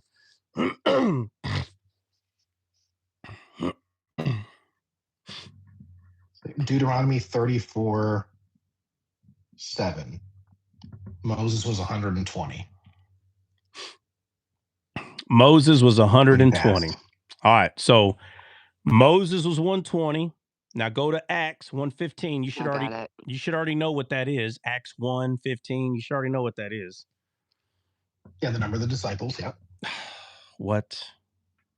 Altogether, the number of names. And in those days, Peter stood up in the midst of the disciples and said, the number of names together were about 120. All right. So look, remember, the first Pentecost, right, happened where? Mount Sinai. Mount Sinai. Second Pentecost, Mount Zion. The first Pentecost, 3,000 people died. Second Pentecost, 3,000 people lived. You seeing that, Christian? Yeah. All right. So Moses, how old was he when he passed? 120. 120. And he didn't get to go to the promised land, right? No, very sad for him. He got to go to heaven. Well, I know, but I'm saying the physical promised land. Like, it is funny to me. For like, look, see, he didn't get to go. Well, shucks, he didn't get to stay on Earth, man. He got to go to heaven instead. Well, youpity dee all. Get out of here. God couldn't use him anymore. No, God punished him. Wow, wow. He went straight to heaven. Like, I'm just gonna be carnally minded with some of these goofballs. Wow, he got to be naked. Doggy. What a hard life. What such a punishment God gave him. Get the heck out of here. That ain't what happened. So he got to be naked. So stupid, man. Ooh, man, see, he ruined it. We could have just been lazy. Get your lazy butt. Matter of fact, why are you still even here? Okay, just tell God to take you home. There's too much work to do. You ain't helping. You ain't adding to what's going on here. But that is what people say, that God punished Moses. Okay, well then you answer. Is that punishment taking him to heaven? Certainly not. All right, then. So where does this stupid idea come from then? The carnal mind. It comes from people who don't understand the Bible. I don't know what else to tell them. They don't understand. Listen, they read it a lot. You give them you bring up a part of the Bible, they'll give you book, chapter, verse, no problem, but have no idea what the heck they're reading. That's not good. That's not good. God punished him. The reason why they see God punishing him is because they see God punishing Adam and Eve. God punished them. God didn't punish them. In the same way, he didn't punish Moses. They're not punished the way that they're saying it. Absolutely not. No. Consequences is consequences. But like God pulling out a paddle and spanking them and get punished. It's the weirdest thing. Like, see, Moses, he didn't get to go to the promised land. Oh, right. He got to cut in front of the line and go hang out with Jesus on the Mount of Transfiguration. Oh, that must have been horrible. Get the heck out of here, bro. Get out of here. Man, if God would have said, hey, I usually don't ask people what they want to do, but do you want to take these people to the promised land? Or do you want to show up with Elijah on the Mount of Transfiguration with the Messiah? Yeah, sign me up. I'll be there with Elijah. Oh, so you don't want to? It ain't that. You shouldn't have threw that out there. You should have never said that. It'd have been better if you would have never brought that. So somebody gets to go hang out with Elisha and the Messiah and the disciples that the Messiah is going to handpick. You're asking me? You shouldn't have done that. See, I didn't know that was going to happen. I don't know why you even told. Tell Joshua to do it. No, I'm good. Take me home, boss. It's so weird. Now, the truth is, on the other side, is God obviously wanted Moses to lead the people into the promised land, okay? But he would have got him killed. So the punishment that these people, it's not about the punishment. He was not going to just automatically believe certain things. His faith himself, he limited God himself. God said, speak to the rock. Speak. And he didn't. I'm telling you right now, that big part of that, he would have got everybody killed, man. So God's not going to have that. Because he was not able to do that, he wouldn't have been able to lead him into the promised land. It has nothing to do with speak to the rock, and if you don't, I'm going to punish you. How do I punish you? You can't go to the promised land. You can go to heaven instead. Get the heck out of here. What are you talking about? He can't go because he would have got everybody killed. And they're like, well, the Bible don't say that. Well, the Bible don't talk about a punishment you're talking about, because if you're reading the same Bible I'm talking about, that I'm reading, he got to go hang out with God, bruh. What are you talking about? These people that are reading the Bible about God punishing, man, listen, you're either going to see punishment or you're going to see grace and favor. You can't see both. You're going to see one or the other. And Adam and Eve couldn't stay in the garden. Why? Because they weren't fruitful. How many times have you heard somebody say that? How many? Be honest. Put a 1 in the chat if you heard majority preachers, teachers say that the reason that Adam and Eve were kicked out of the garden is because they weren't fruitful. That's the reason. Put a 1 in the chat if you heard a pastor or a teacher say that, bro. How come you don't ever hear them say that? Why is it? Well, they disobeyed God. They disobeyed, and you get out of here because you disobeyed. Well, first of all, they did disobey. They did. But you know what else? The issue was they weren't fruitful. The Bible says in John 15, and those who do not bear fruit, he takes away. That's what it says. They didn't bear fruit. He took them away, just like he said. So there's a couple of things that were that took place there. What do you say, Connie? Connie, you put a 1. Connie, you heard somebody say that the reason that Adam and Eve were kicked out of the garden because they weren't fruitful? That's rare. I ain't never heard it. Usually it's because they disobeyed God. Yeah, because they ate the fruit. They ate the fruit and disobeyed God. That's the reason that people give 90 in the high 90s.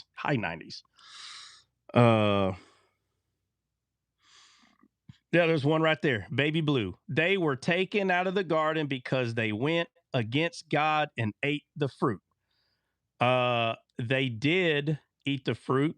No, nobody here said that they did not eat the fruit. I'm saying God also gave them a commandment, Baby Blue. God told them to be fruitful and multiply, and they weren't. Did you miss that part, Baby Blue? Did they go against God? Huh? Come on, Baby Blue. Did they go against God? Eve listened to Satan. Did they go against God? God told Adam to be fruitful and multiply. I'm just going to call you Blue. Blue, was Adam fruitful and multiply in the garden? Huh, Blue? Did he listen to God? Or did he disobey God? Look at him. Yes, they were fruitful and multiply? Absolutely not. No, now you're lying. Now you're lying. They were not fruitful and multiplied. You're lying. Blue. See what I'm talking about right here? Perfect example right here.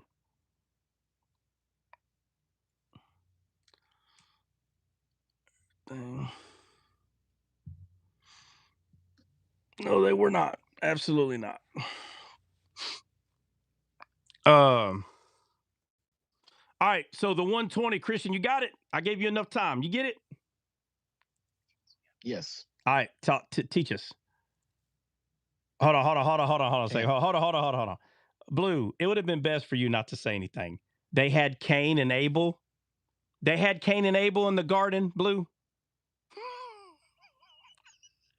Blue, they had Cain and Abel in the garden. Oh, my Lord.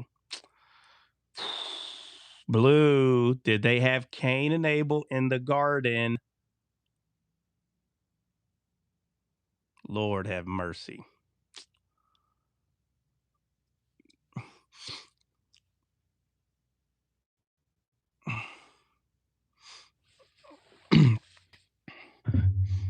People think fruitful multiply is having babies. Well, I mean, being fruitful multiply is having babies. I mean, it is, right? But spiritual babies, right? Spiritual babies. Somebody said if they didn't multiply, how did we get here? They didn't in the garden. Let's see. Who said that? Who said that? Where to say? All right, let's go, Judy. You ready? You're not paying attention, Judy. If they didn't, Judy, did they multiply in the garden? Lord have mercy. You see? Man, bro.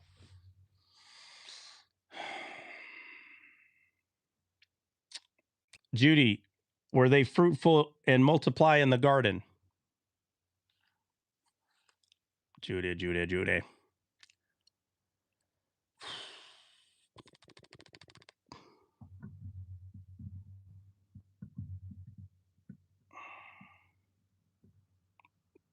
Judy, were they fruitful and multiply in the garden? Judy Moore.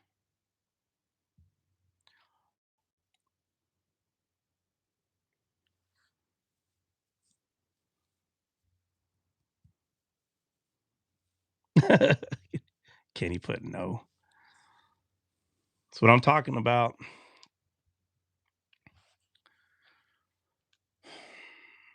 They were told, Judy Moore, they were told in the garden to be fruitful and multiply. Let's see. After they were kicked out of the garden. Thank you, Blue. Right.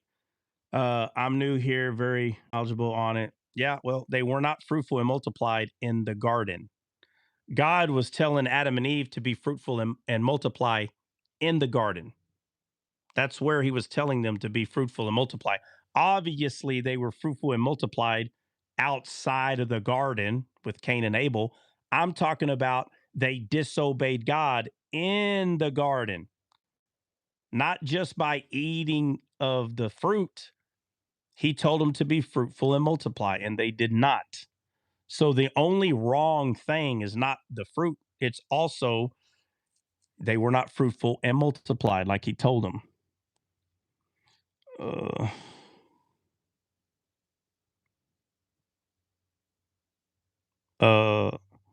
I once I once came in here as a troll, but over the past months, things have gotten better mentally. What? Oh, you came here as a troll? Well, oh, I see what you're saying. You were trolling? What were you trolling me about? Maybe I'll remember. Oh, forgive me, man. People come trolling all the time, dude. So, yeah.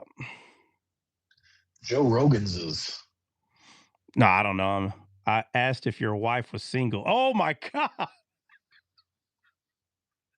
That's him. That's him. Give him a trophy. That is him because now I remember the name. Oh, yeah. Yeah. Oh, my God. You've been coming here ever since? No, you haven't, bro. You trolling again. You're trolling again, bro. Stop it. You ain't been coming here. Christian, how long ago was that? Is that a couple months, maybe? Bro, that was over a month ago. Yeah, it was almost 2 months. Yeah. All right, check it out. I'll say. Eric from Texas says that net got him. Yeah. All right. Check it out. I'll believe you if you could tell me one thing you learned from Descaled. If you can't tell me one thing you learned, man, you trolling again. You double trolling. That was kind of funny. I ain't gonna lie, it had me rolling. Dude said, "Hey, is your wife?" I have not forgotten it. In fact. Oh, hey, is your wife available? That's a good one. How did I not figure that one out? Is your wife single? Yeah, she's. Oh yeah. No, yeah, not available. Yeah, is your wife single? That's a good one. I don't care who you are. It's freaking hilarious. Because even if the person doesn't even have to ask. You know what I mean? Like, hey, is your wife? It's like, hey, is your sister? You know what I mean? If you tell a guy, hey man, is your sister single? Like that kind of makes sense. But hey, bro, is your wife single?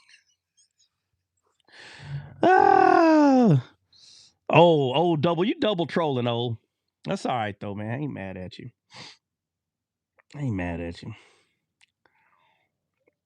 All right, let's see. All right, Christian. All right, we're ready. Send it. 120. Waiting on you.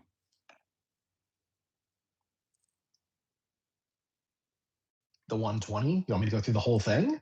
No, I want you to tell us what it means.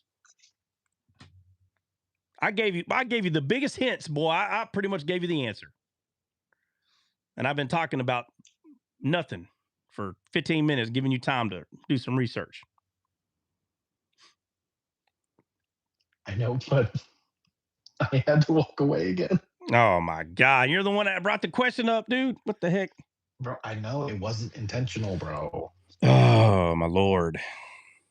All right. So what what? Okay.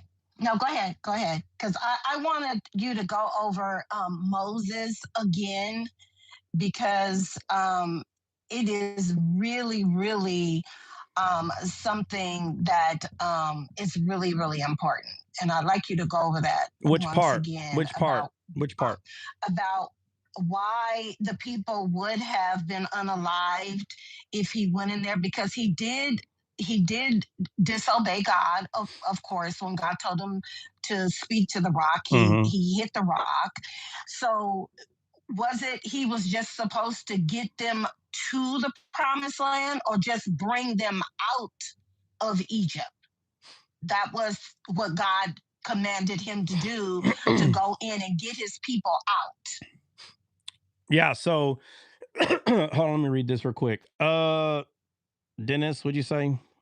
I thought we were talking about Adam and Eve and being fruitful and stuff. Yeah, but that's not the main topic, Dennis. The main topic, there's a few of them, but one of them is the number 120 in the Bible. Okay, the number 120. That's actually what we were talking about that led us over there. Or let me back up. The fact that God brings up the age 120 years, that's what started the conversation.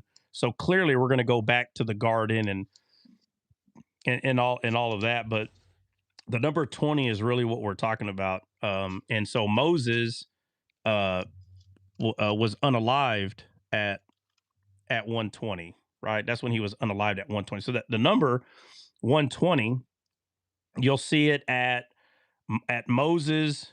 You'll see in the upper room there was 120 people, and I'll just go ahead and say it because I thought Christian was going to be studying it, but apparently not. But I'm going to be because it is recorded. Yeah, well, I'm just going to go ahead and say it though. So the 120 is pointing to the transition from flesh to spirit, right? So Moses, because he was still in his flesh, and instead of trusting God, utilizing faith and speaking to the rock, because that would have been by faith, instead of doing that, he goes back to works. He goes back to earning the water. Well, if Moses still thinks that he has to do something to earn the water, then he's going to think he has to do something to earn the land. And the promised land is not something you can earn. This is going all the way back to us being born again. You are not born again because of the works of the law. And the people that fight this, the law, grace, the law, the people that fight this, they don't see any of this stuff. They don't see any of this stuff that I'm talking about right now. The fact that the water came out because he hit the first rock. God told him to speak the second, which means it wasn't going to be by works, it was going to be by faith. But instead, he went back to works, which is pointing to the law. Why? Because all of it is pointing to the inheritance. So, can your flesh inherit heaven? No. Why not? No. Why not? Because it's a corrupted, fallen thing. Well, but that's not the main reason. It's because your flesh would have to earn it. You understand? It would have to earn it. It would have to do something to get it.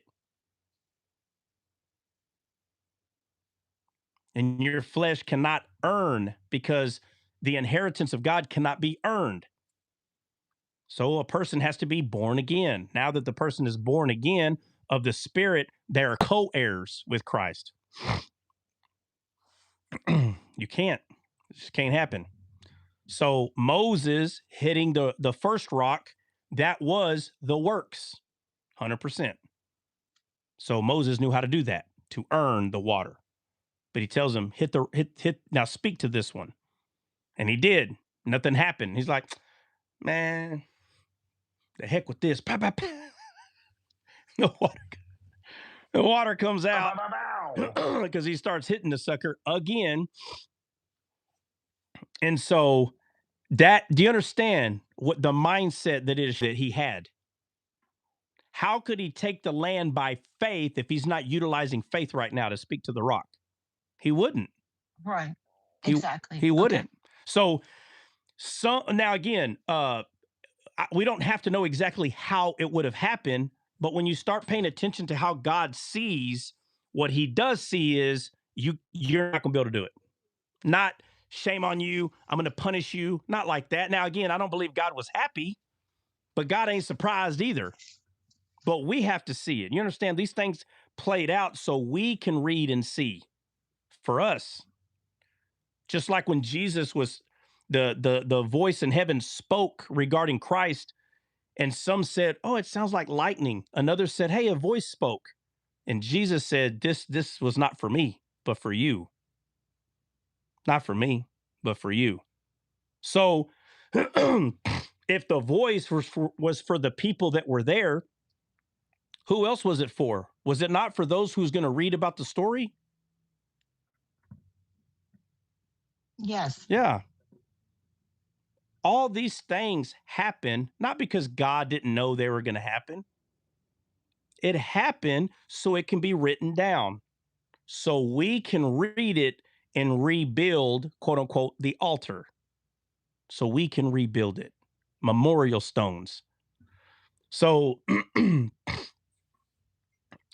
when Elisha was on, when he unalived the 450 prophets, it says that the altar was broken down.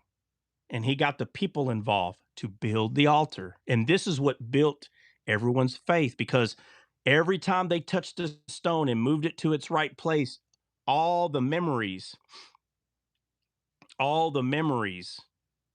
you understand, since they were kids, all the stuff they were taught about each tribe, all that stuff starts coming back to their memory.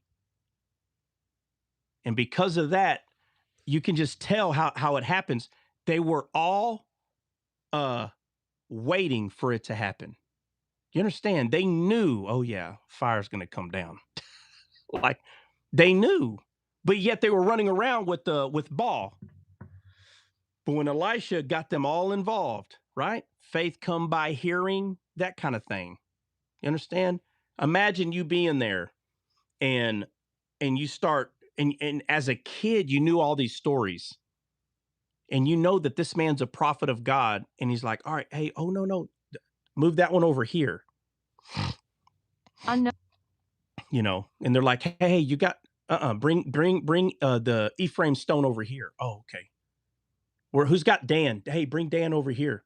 I can see some of them remembering some of, I can see them like, oh, let me go get what's Ephraim's brother? Manasseh. Oh, I saw Manasseh stone over there. Hold on, let me go grab it real quick. I could just see them doing it. And as this altar is being built, their faith of the truth, their faith was being built. And he said, Lord, we're all here. Basically, he said, we're all here in one accord. Why was he able to say that? We all built this, Lord, right here. And then he came, boom, because they were all in one accord. So when the Spirit was dropped in Mount Zion, they were all in one accord. All of them were there in one accord. And there were 120. So Moses was 120, which is showing that center point between flesh and spirit, right? From the stony heart to the new heart of flesh, who is Christ. So here's the disciples. Now they pick up the 120. So Moses was 120 and he died in the flesh. I don't want to go through all the details.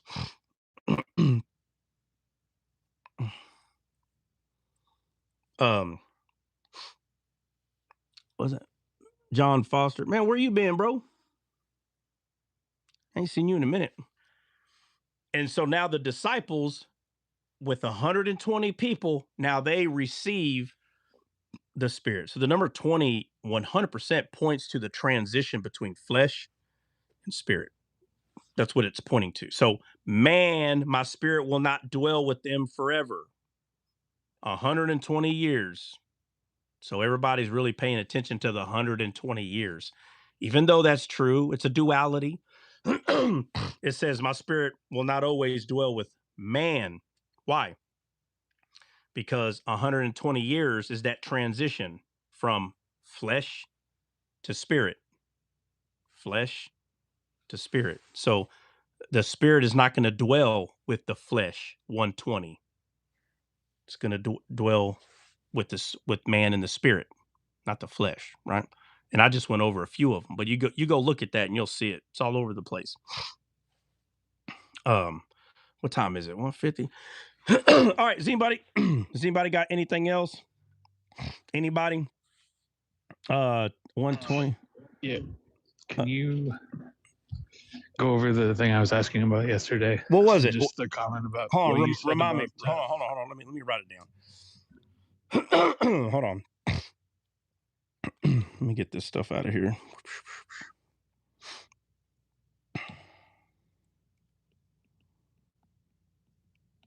All right, what was the question again, Taylor?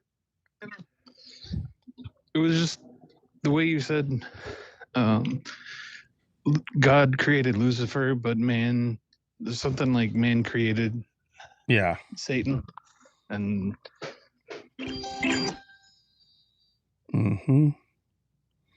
all right, so Lucifer's name means light bearer or light bringer, right? But the reason the word light is in there is because God created Lucifer. He created him like that, the way he was, beautiful and all this stuff. So when you hear, so when someone hears this for the first time, they freak the heck out when you say that Adam created Satan. What they hear you saying is that Adam bent down, picked up some dirt, spit in it, and started forming Satan. That's what they hear. They're 100% not hearing what the Bible is saying. They're not hearing it. So or Taylor, how about this? Let's see. What made okay. So the name Satan, what does it mean? Adversary. Adversary. Okay, so Satan means adversary, and adversary means what? What is that? Enemy. Yep. Or what else?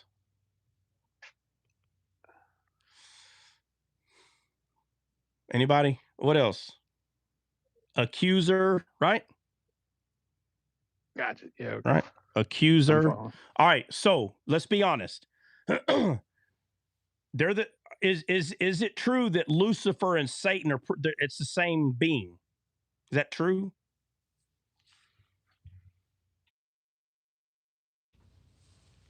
Is that true or is that not true, guys? Yeah, that's true. Right. So there's some people that will say it's not true. That's what they'll say. But we do have an accuser. All right. And we do have an accuser. And some people, you know, probably shouldn't go there, but all right. So before man's fall, did man have an accuser? Taylor. No. They didn't have an accuser. It came after the fall. It came after the fall, not before a fall. There wasn't an accuser yet. So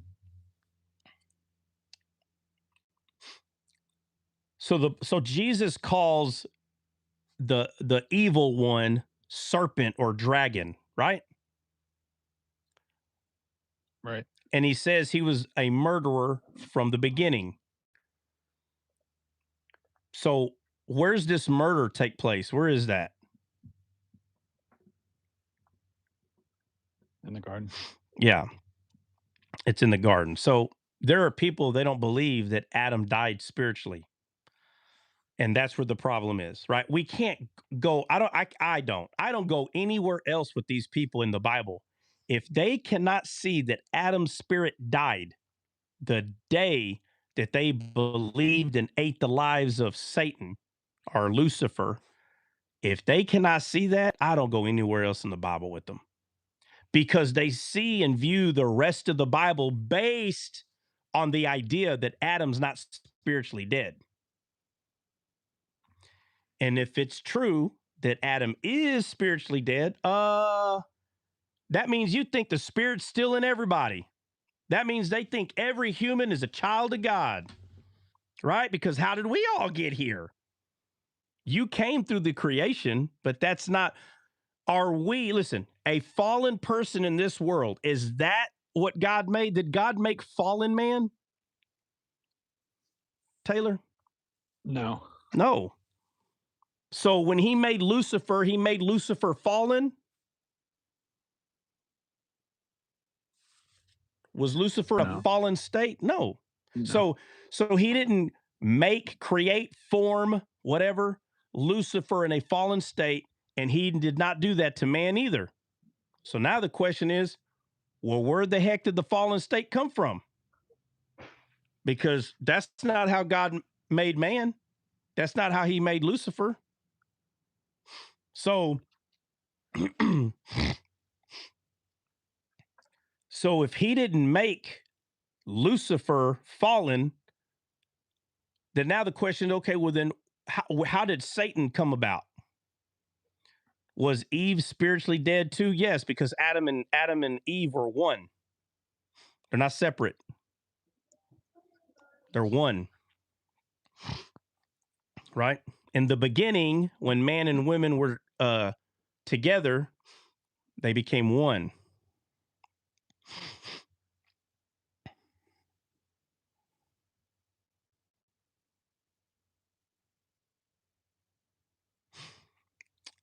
All right, let's see. Dennis, Isaiah 14 refers to the king of Babylon. Yep. Satan is a, yeah. Oh, no, I've heard that before too. Yeah.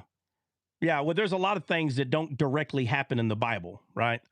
Like, Dennis, does Jesus come right out and tell everybody he's God? There's nowhere in the Bible that connects the two. Yeah, there's nowhere in the Bible where Jesus says he's God either.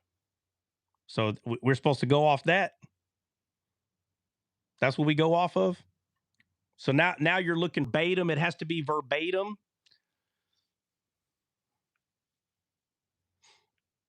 Jesus does not come out right and say he's God. Boy, people try so hard to prove that, but he doesn't. So then how do we know that he's God? Or let me ask Dennis. Dennis, is Jesus God? Dennis? He said, if you find it, I will be happy to leave. Well, I'll tell you what, you find where Jesus directly says he's God. So, right, we're going to do that very specific fallacy thing that it has to be like this. Nah, buddy, absolutely not. You're straw manning my argument, Trot. Oh, I don't give a crap. I straw man, law man, crawl man. I do all the mans. I don't care. Don't matter to me. Those rules mean nothing to me. That's a poison the well fallacy. Oh well. I'll put some more in there. Don't argue with me then. That's just so dumb. So dumb. Those type of conversations are so idiotic. Like they're like, well, guys, listen, there's rules. There ain't no rules. You either know what you're talking about or you don't. Just because you sound pretty when you're arguing. I don't care about none of that. But the thing is, where people like Dennis, where he's saying, nowhere are these two things the same. Again, you're reading the black letters on a white page and you're saying, this is all I'm going to go off of. Then who's the adversary then? Who is it? Where is it? The Bible does tell us in a very weird way what it is and who it is. It does. 100%. Okay.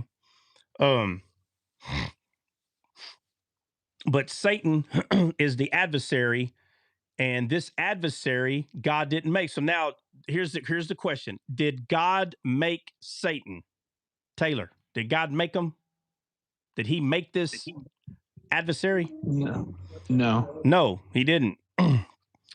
Talking about King Babylon. How do you turn Lucifer and South? Okay, well, I mean, I'll play your game too, Dennis. That's talking about King of Babylon. King of Babylon is not Satan; it's a man. I don't know where you're getting that from. King of Babylon's a man. Where are you getting the idea that that's Satan? Probably preacher.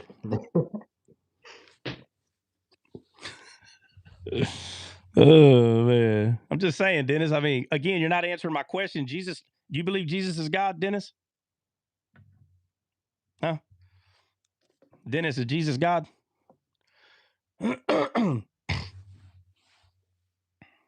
Boy, I tell you what, boy, you sure spitting out them messages real quick when I start asking you if Jesus is God. All right, let's see. If you take the word Jesus, let's see, the word for what it is, Jesus, not God. But if you jump through some hoops, then yeah, you can make him God. Well, I'm asking you if he's God. Is Jesus God or not? I'm asking you. I want to know what you think. You shouldn't be scared. I mean, you're not scared to say all this other stuff you're saying. I mean, bro, what does it matter? You think he's God or not?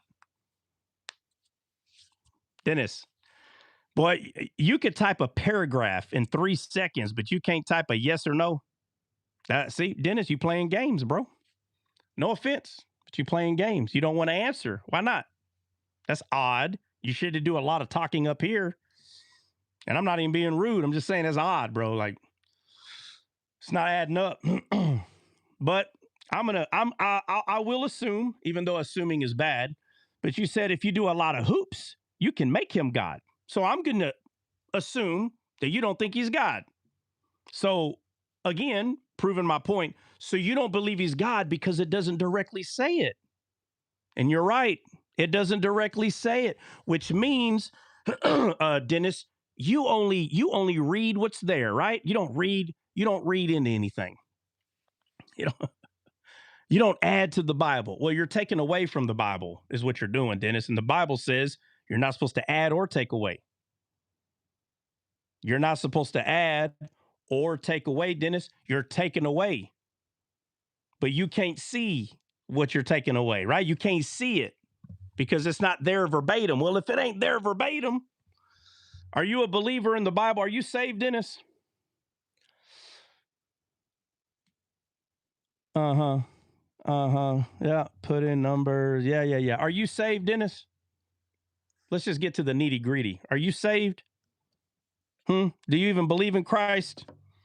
Are you the atheist that likes to argue? Are you a Christian, an atheist? What are your spiritual beliefs, Dennis? Let's get down to the nitty-gritty here, buddy. Don't be afraid to say it. I don't know why you're so... I mean, I have never seen anyone back-to-back type paragraphs as fast as you, and I'm asking you, what are your spiritual beliefs? You're like, oh, I always lose every time I answer that question. What are your spiritual beliefs, Dennis the Menace? Come on, man. Bro, you're the one to start the conversation, bro. Come on now. What are your spiritual beliefs? Do you even believe in God? Does God even exist? So you don't even believe God exists, but you want to argue about what the Bible says. Now, how does that make any sense? Dennis, are you bored today? I want you to know this is nothing personal, Dennis. It's nothing personal. We don't know each other. But you don't even believe in God. I didn't see no answer. Hey, show me some grace, bro, if you did. I don't see no answer, man.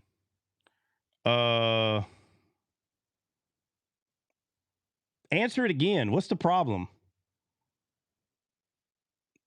Okay, answer it again, bro.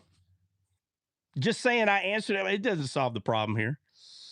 Read about how it's written, Jesus, not God. But I'm not talking about that question. I'm asking you, what are your religious beliefs? What are your religious beliefs? Dennis.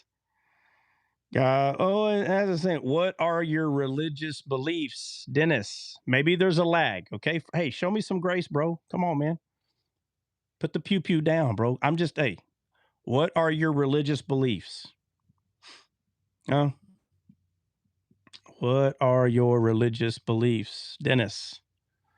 I mean, I'm trying not to assume here, but I'm starting to believe you don't believe in God. Because most people who do, they'll still tell you, oh, yeah, I believe in God. But not Dennis. Well, that's why we call him Dennis the Menace. It's right there. Read it. Guys, somebody help me out in YouTube. He keeps saying he answered. I don't see it. I mean, I'm not saying it's not there. There's a lot. And then you act like you're the only one typing, bro. There's other people typing too, man.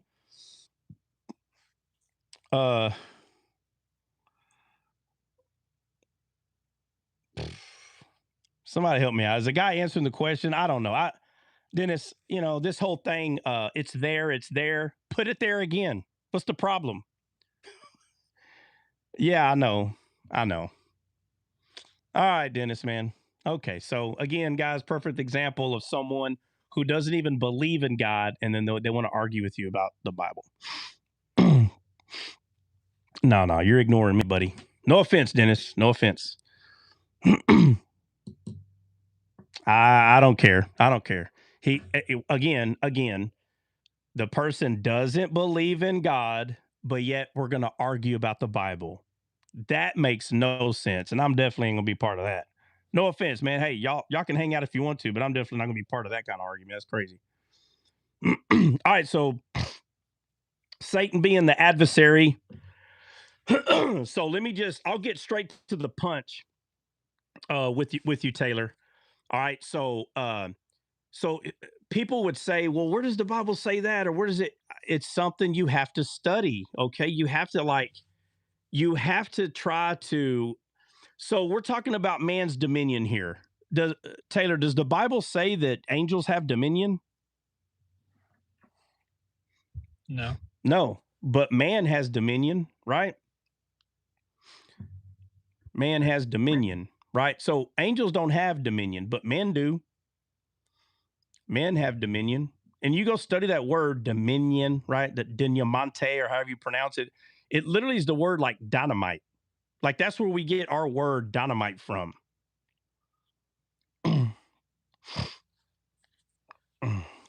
Tammy, leave the guy alone. He don't even believe in God. There's no point. Leave him alone. Leave him alone. He's saying, prove me wrong. You don't even believe in the Bible. What are you talking about? Prove you wrong. You don't even care. That's weird to me. So,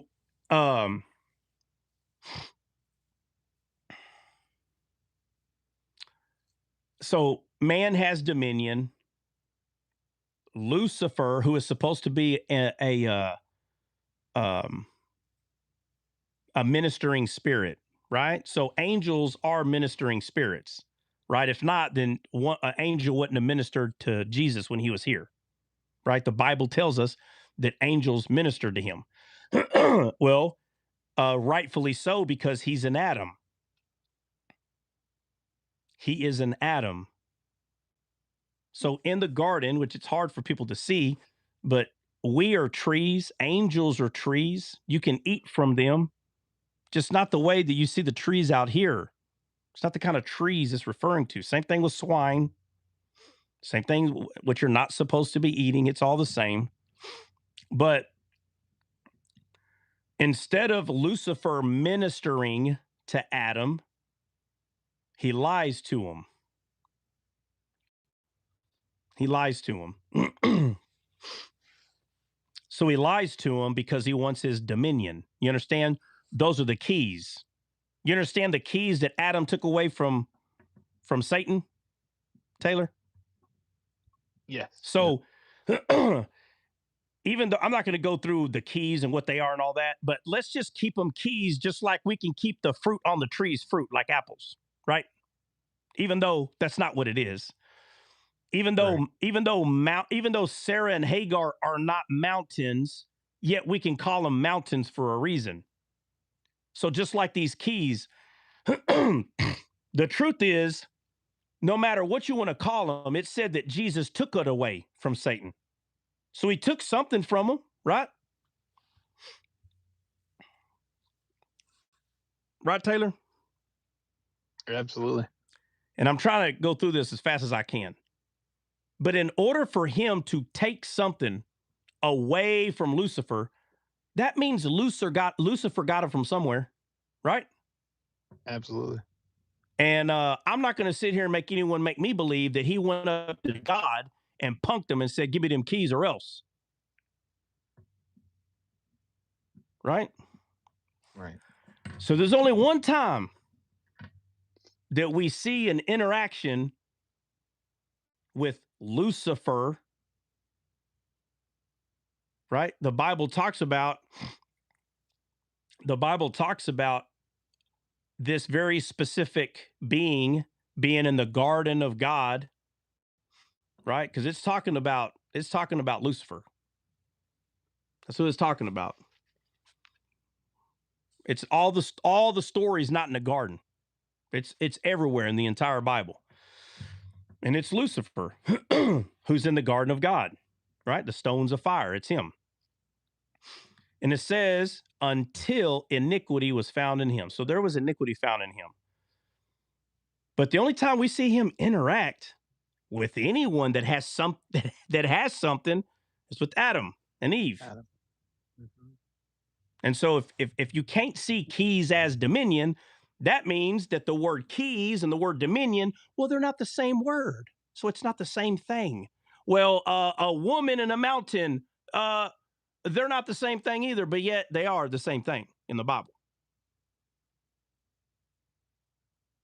Humans are not trees, but yet we have branches.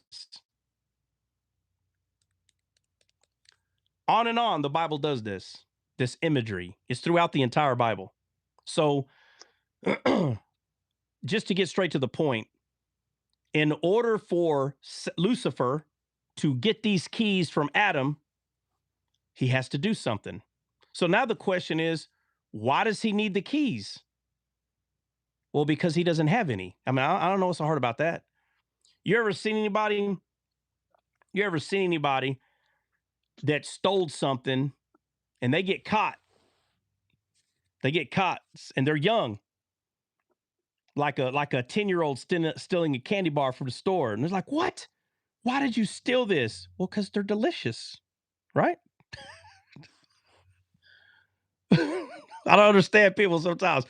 Why did you take the candy bar? Why do you think? Because they're delicious. That's why he stole it. I don't know. What do you mean, why? Well, I mean, you didn't have to. I would have bought it. No, I've been asking you for an hour, Mom. Matter of fact, I cried in aisle 7 down there, kicking and screaming. And you told me if I don't behave, you're going to spank me. You didn't say you're going to buy me a Snicker bar. So I put one in my pocket because they're delicious. Simple. Real simple. So if we kind of understand why people steal things here, I don't know what's so hard to understand how Satan got those keys. The only difference is Adam has dominion, so he can't punk Adam either. He can't steal them. So he has to manipulate. He has to manipulate. So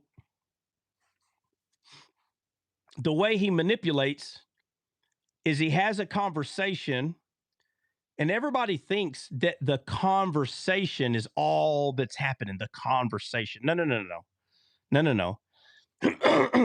You got to understand. Lucifer understands imagination. He understands imagination. And because he's a ministering spirit, he knows that what he is saying can cause the imagination to do what the words come out of his mouth. He already knows this. It's so funny when people say, well, what's the lie? No, you haven't answered my question. Tell me what lie he said. What's the lie? First of all, there are lies there. It's so dumb people don't see it. But this is how you know when you're talking to a baby regarding the Bible, because they don't understand that it's the imagination. All he's trying to do is get their imagination to think a certain way. That's it. And he does it. So watch this. Let's play a game. Everybody. I want everybody right now in their head. Now make it red. Now the apple's red. Now I want this red apple to have a worm coming out of it. Now I want you to take that red apple with the worm in it. I want you to roll it down the street. Just roll it. Grab it. It's got a worm in it. Roll it down the street. I don't know if y'all just realized what I just did, but I literally just controlled your thinking. Yep, you sure did, because I rolled that apple down the street. Okay, now again, it's okay because y'all know that thinking about an apple with the worm roll it down, ain't nothing wrong with that. But what I'm trying to tell you is I am using words to control how you think. So when people are like, where's the lie? Where did he lie? And I'm like, bro, are you dumb? Are you that dumb? That you're focused on his words in a sense of a lie so much that you're not looking at he's trying to manipulate their imagination. It's the imagination. The Bible tells us that the reason that God flooded the earth is because their imagination was evil continuously. Do you understand? Is the imagination the physical act of evil? No. No. So if you say to yourself, I want to hurt that person, or I want to do this to that person, if you're imagining it, is it the same thing as an act? No. No. But if you can get them to imagine it, they will act it out. So now in the New Testament, the Bible tells us how sin comes about. It says that there's a thought, right? Book of James, I believe. It talks about a thought. And it says that the thought does this and the thought does this. It basically says that it's a seed. And once that thought, that seed takes root, it's just a matter of time until it produces fruit.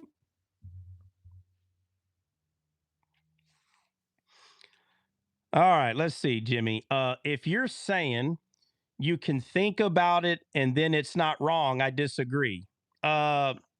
Jimmy, it probably would have been best to just wait to see what I was saying, because that's not what I'm saying.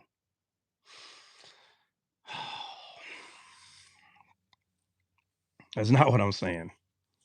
I'm saying that the thought is going to produce the wrong. Jesus says if you even think wrong, you're wrong, right? If you just think about having a relationship with a woman who's married, if you just think about it, it's wrong. So that's elementary. We're not talking about that, Jimmy. So what I'm saying is Lucifer is a ministering spirit. Do you understand? They know that what they're going to be ministering to this person, it's supposed to affect their imagination so the imagination can produce proper. But that's not what Lucifer did. Lucifer lies to them. And it's in 3 measure, if you go look at it.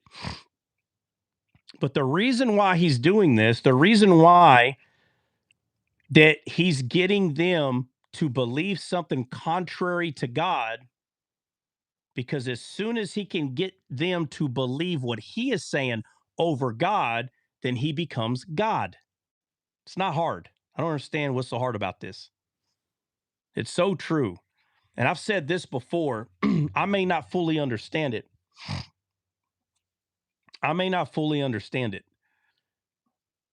But by the way this legal system works regarding God and all this stuff, it's like if Satan could get God to listen to him, he would sit on God's mountain.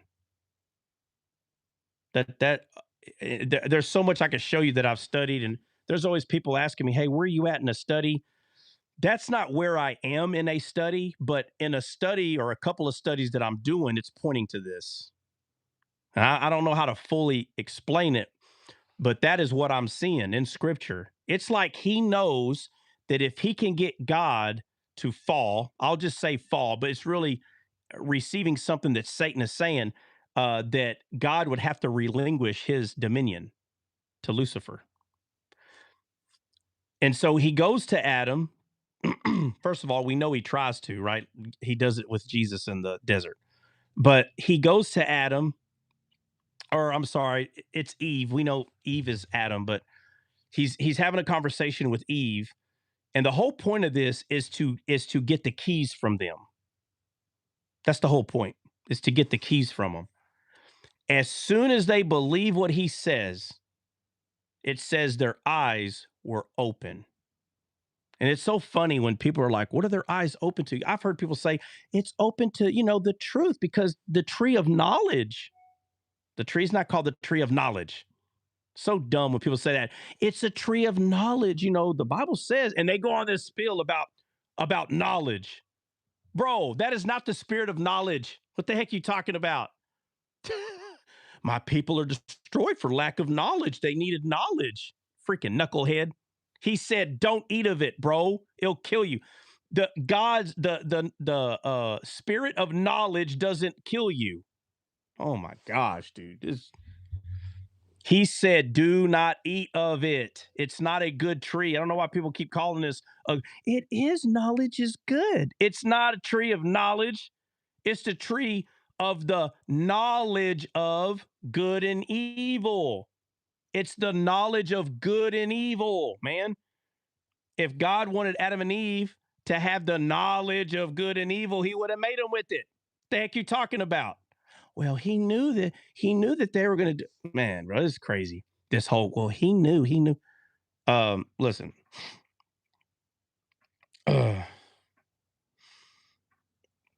Let's see. You shouldn't be so condescending. Oh, Jimmy. Why do y'all do this to yourselves? Why do y'all do this to yourselves? And Trot, he even said that the tree would make them like God, but they were already like God. Yeah. So So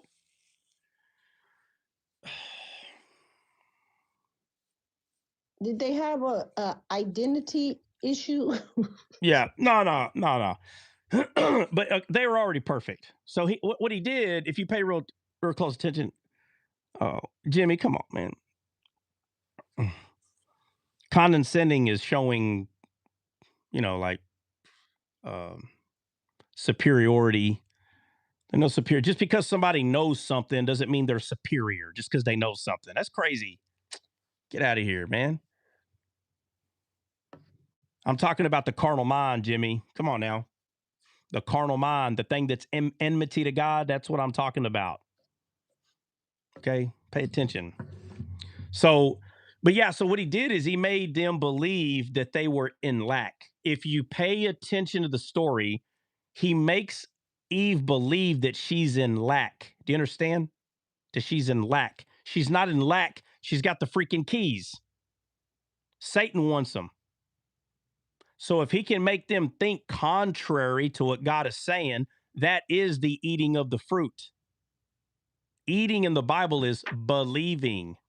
So when they believed what Lucifer said over God's word, he became their God. I don't understand what's so hard about this. So in the Bible, it is so true. You become what you eat, right? Faith what? By hearing? What does it say? Faith what? Faith come by hearing. It comes hearing by hearing. Okay, right. But faith does not come by hearing Satan. Right. So did they become unbelievers? No, it's not about they became an unbeliever. It's about they believe something else. Mm-hmm. So if you believe something other than God, it's not that you're an unbeliever. You believe something else. Your cup is full. Mm-hmm. So they believed what Lucifer said. And that's how men are made. You got to understand how we're made. Why do you think God tells them, don't eat this animal, don't eat this, don't eat that? Why is he telling them not to eat? Everybody goes, well, it's easy. Pork is nasty. And, I don't hear nobody talk about the coney. You're not supposed to eat the coney either. I don't hear anybody talk about the camel. Unknown caller. You're not supposed to eat the camel either. You're supposed to only eat fish regarding scales or no scales. It tells you what to eat and what not to eat. All right. But what all these things are pointing to is they're pointing to people in this world that you're not supposed to believe what they say if they don't do these things. And it tells you have a cloven foot and chew the cud. Chewing the cud is the word. So we are supposed to eat, believe, listen to what people say in this world if they eat the word, the cud. Why? Because it proves that they are seed of his kind and we can eat from them. You understand? So he knew that if I can get them to believe me, that I automatically become their God. So when Jesus told the scribes and the Pharisees, Taylor, your father is the devil, was Jesus lying? No. How is that possible? How is it possible for the devil, for Satan to be mankind's God? How's that possible?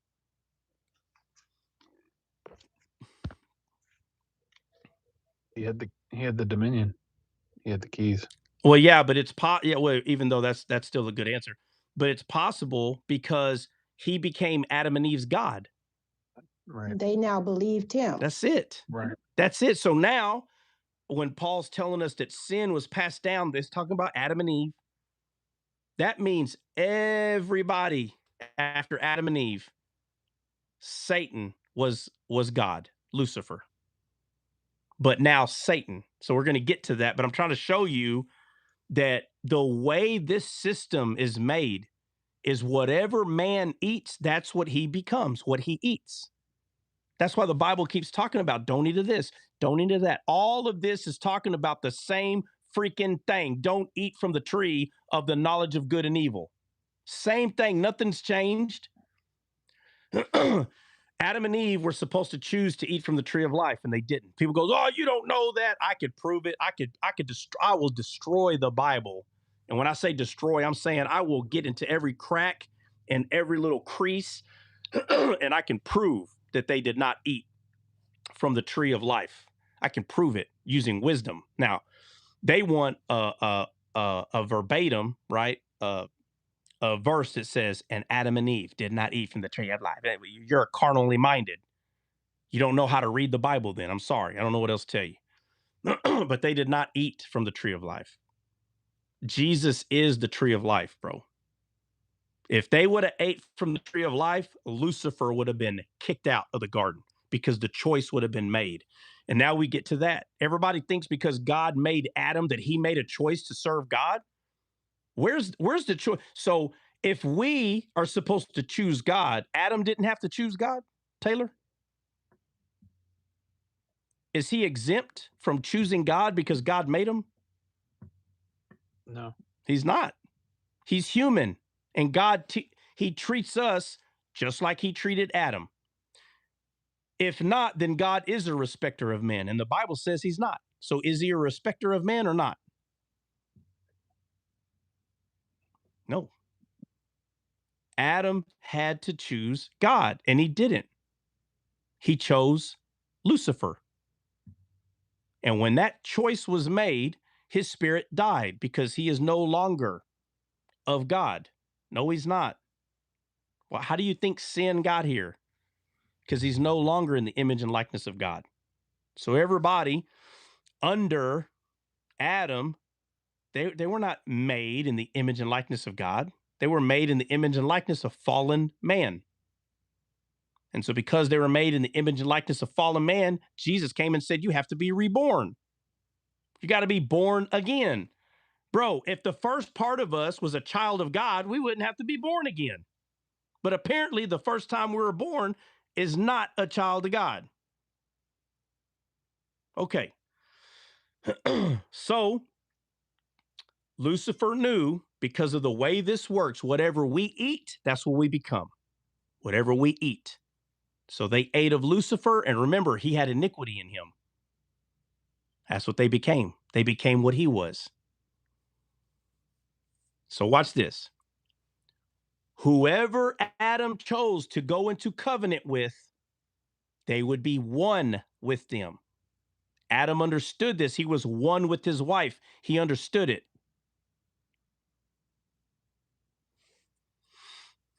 And then you look at the taken and given in the Bible. Take, give. God is a giver. Satan is a taker. That's a fact. So he knew that he had to get in covenant with Adam and Eve in order to take what they had. Why? Because they're one now, right? What's yours is mine, and what's mine is yours. Isn't that true or not? Is that true or not? Now, for most women, whatever is mine, and whatever is yours is mine. And that's why, people say that Eve ate, Adam didn't have to, but that's not true, because being one, he would have had to eat. Yeah, yeah, I understand he didn't have to. The easy way out of that is they both did, though. They both did. It shows that they both did. But you can go down the road of, well, did he have to, or did she have to, or did he? It's a very, honestly, it's so elementary, right? At first, it's a very elementary thing. But the reason why it becomes complicated is because there's a lot of people not understanding what Eve is representing, right? Because it says that Eve comes out of Adam, right? Out of his rib. And that word that's being used there for rib is the same word on how you build the temple. It's a certain boards. It's like the outside, and I think the floorings too, but it's like the outer shell of a temple. Because remember, we're temples, right? Right. Right. Okay. So that means Adam was a temple day one. We didn't just become temples out of nowhere. No, no, no. God made us temples because God is a temple himself. We were made in his image, in his likeness, and he's a temple. He's a holy temple.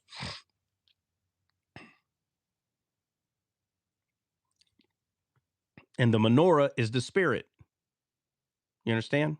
God's a temple. Yes. And the menorah is the spirit. So whenever they made the physical temple, that menorah was representing what God is. Spirit, soul, and body. But it says he took a rib out of Adam and made Eve. So he took part of the temple to make another temple. But everything that that woman was came from the temple. Adam. But everything that Adam is came from the temple, God. So God's the head, man, and then woman. But because they're all the same, all of them are the same. They're not different. I mean, in a sense of God being God and mankind being mankind. I mean, obviously, there's a difference there, but he made them in his image. So they're all temples. So, but the point I'm making is the misunderstanding of what Eve is representing. And so, you know, they're like, Adam had to eat. Of course he did, because he's the head. So in order for Eve to fall, he had to eat. So, but notice he hearkened into his voice of his wife, right? It doesn't have to tell us that. It said that she gave to him to eat and he ate. So he hearkened into her voice, correct? Correct. Okay, because it says that Abraham hearkened into the voice of his wife, and he shouldn't have. Throughout the Bible, you'll see this. If you hearken into her, the voice of your wife, you hearken into your wife. It started with Adam. He hearkened into her wife. God already told him. Everybody thinks that Eve plucked a fruit because they see a slithering snake in there, and the snake was like, please take a bite of this apple. No, no, no, my friend. The tree is Lucifer. The snake is the sin in him. It's the iniquity. So when people are like, well, if the serpent is Lucifer, then what's the tree? He can't be two things. Well, why not? Why not? Again, misunderstanding the Bible. Iniquity has a name, so it's a thing. Iniquity was found in you. That's the serpent. You understand? Instead of you being what God made, there is something in you that you put there by your own thoughts. And the book of James explains this. By your own lust, it says. Your own, meaning that they have choice. Angels have choice, period. But they don't have dominion. You understand? They may have a thought, and it's evil, right? Jesus said, even if you think it, you sinned. So he thought it, the sin is there, but he can't produce. He can't produce the way we can produce fruit. Angels can't produce fruit like that. You understand? Angels cannot produce fruit the way that we do. Not like that.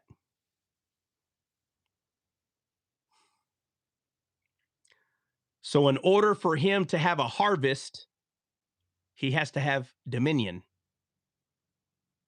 And the point that I'm getting to is he cannot rebel against God unless he has man's dominion. Can't. So he needs the keys. So he's like, I know what I'm going to do. I'm going to get their imagination to think like me. They're going to believe me, which is eat. That's eating. That's what eating is. Eating is believing what someone says. As soon as they believed him and they made their covenant with Satan, Satan's a taker, not a giver. God gave dominion to man.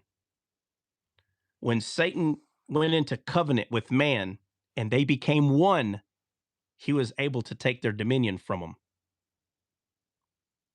And with that dominion, he was able to rebel against God. Before, he didn't have the keys. He couldn't rebel, but the iniquity was already there. But the fruit of it, the harvest, could not come.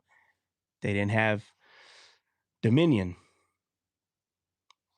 So he took the keys. And then now we go all the way to the scribes and Pharisees. And Jesus says, you are of your father, the devil. The only way that Lucifer, or we're getting to the Satan thing, but the only way that he could be a father is if mankind made him their father first. That's the only way. And my friend, the only time that happened was in the garden. Period, the end. God was not their father. They chose Lucifer.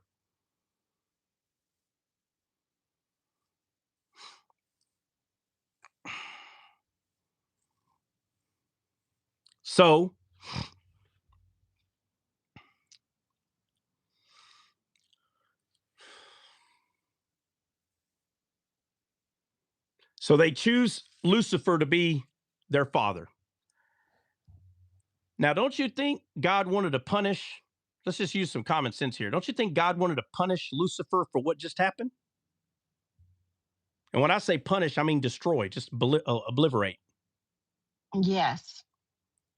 So why didn't he? Why didn't he? And you got to be honest with yourself. It's because Go ahead. I would say because everyone would have thought God was evil if he had punished him. Well, the truth is, just to hurry up and get there, right, is because if he would have punished him for what he did, he'd have to punish Adam and Eve the same way. Okay. So to be fair. Well, again, it's like Satan had Adam and Eve hostage. You understand? He had them hostage. He said, ha, ha, ha, ha, ha. If you do this to me, you got to do it to them. Yes. If you do this to me, you got to do that to them. So he's their father now by choice. Nobody made him do it, right? Now, we would say, well, I mean, what's fair is fair. Love and war. Because they have choice and they have dominion, that was their choice. And the thing is, God honored their choice because he's perfect. He's God. He honored it. Oh, that what y'all want? Okay, don't worry about it. I'm going to send my son, though. Just so we're clear, I need to make sure that that's what they really wanted. I'm going to send my son. All right. So now, because Lucifer has Adam and Eve as hostage, now he can accuse them. So while God is telling Lucifer, who is now Satan, the accuser, how did he become the accuser? How was he able to accuse Adam and Eve? Because of Adam. They gave him the power to be their accuser. You understand? You tracking, Taylor? Absolutely. All right. So when you hear me say that God did not create Satan, Adam and Eve created Satan. That's how. That's how they created that. And when I say create, I'm saying they gave him the power to be their accuser. God did not do that. God created Lucifer. Adam and Eve created an accuser. They made an accuser. They allowed Lucifer to be their accuser, whatever word you want to hear. But Satan, the accuser, was only able to be an accuser because Adam and Eve made him their accuser. So, so as soon as he said, oh no, I got him. You do this to me, you got to do that to them. He's like, all right, don't worry about it. So now He's their God. Okay? He's their God. What?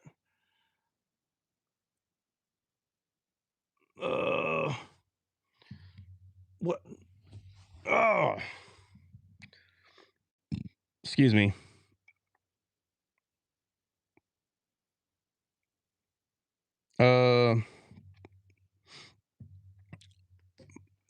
Hey, somebody drop her quick so I can let up Misunderstood. Maybe she's got something to say because she put knock knock. Like, I need to come in here right now. Just one person. So you want me to drop? No, it don't matter. That's fine. Somebody already dropped. Don't worry about it. Okay. I don't see you up here anymore. Where you at? Man. How you gonna put knock knock and not be in the room anymore, bro? Yeah, send another request. Oh, okay. I'm here. What's up? I'm here. What's up? So, What's up? So basically, what you're saying is that once we gave the authority over to Lucifer, he used the guilt that we did against us. Right? I mean, you're not wrong by saying he used the guilt. You're not wrong, but what he did though is he used the law to keep mankind feeling guilty. Right? Because when Jesus said, when he tells the scribes and the Pharisees, Moses was your accuser. How is that possible? The law is given, and Satan was able to take that law and get Moses to use it to accuse them in front of God. Just like Lucifer's already doing. Lucifer's already doing this. That's why you have people say that the God in Mount Sinai is Satan. No, bro. The Bible makes it clear that it was God's finger that wrote the 10 Commandments. It was God's finger. And you have somebody, you got people like, look, this man picked up sticks. How is that just? And they'll say that was Satan that did that. Because that don't make no sense. That guy didn't do nothing wrong. Picking up sticks. This is a huge error, a failure of understanding scripture. Guys, the Sabbath is representing no work because Christ is our Sabbath. Those works were referring to your flesh trying to earn God.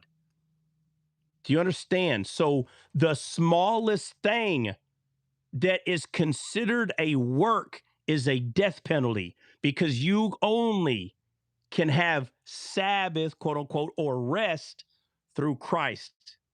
And there is no work in Christ. He is the work.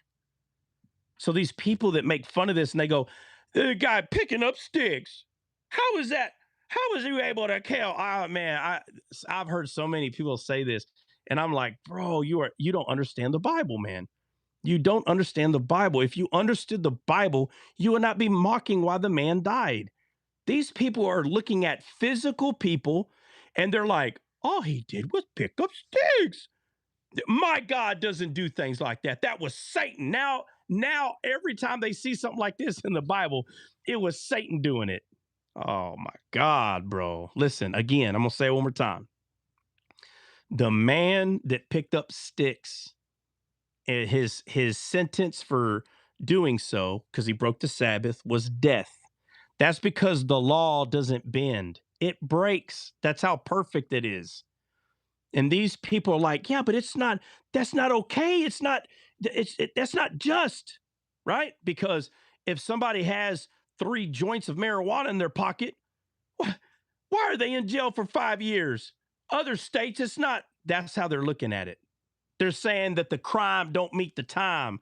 When it comes to God, you are missing it. What God is trying to show is the law regarding God, and it's the same here too, but regarding God, his law does not bend. It breaks. You either broke the law or you didn't. So a man picking up sticks on the Sabbath is work, for God's sakes. It's work. You're missing the point. You're 100%. Now you're going to argue with God. No, that's not works. That's not, brother, sister. Listen, picking up 1 grain of dirt is a work. you will be unalived under the law. It doesn't bend. These people want the law to bend. It don't bend, man. You understand? The law's made out of stone. Stone don't bend. It breaks. That's what it does. Your misunderstanding and your lack of understanding in the Bible is why your goofy butt is running around trying to pick at the man picking up sticks. And now now it's Satan's the other God, because it says he only comes to steal, kill, and destroy. So now what we're saying is that the Sabbath, maybe the Sabbath came from the devil too. Is that what we're saying? Like, it's crazy. When you don't understand the Bible, you're going to say stupid, childish, foolish things like this.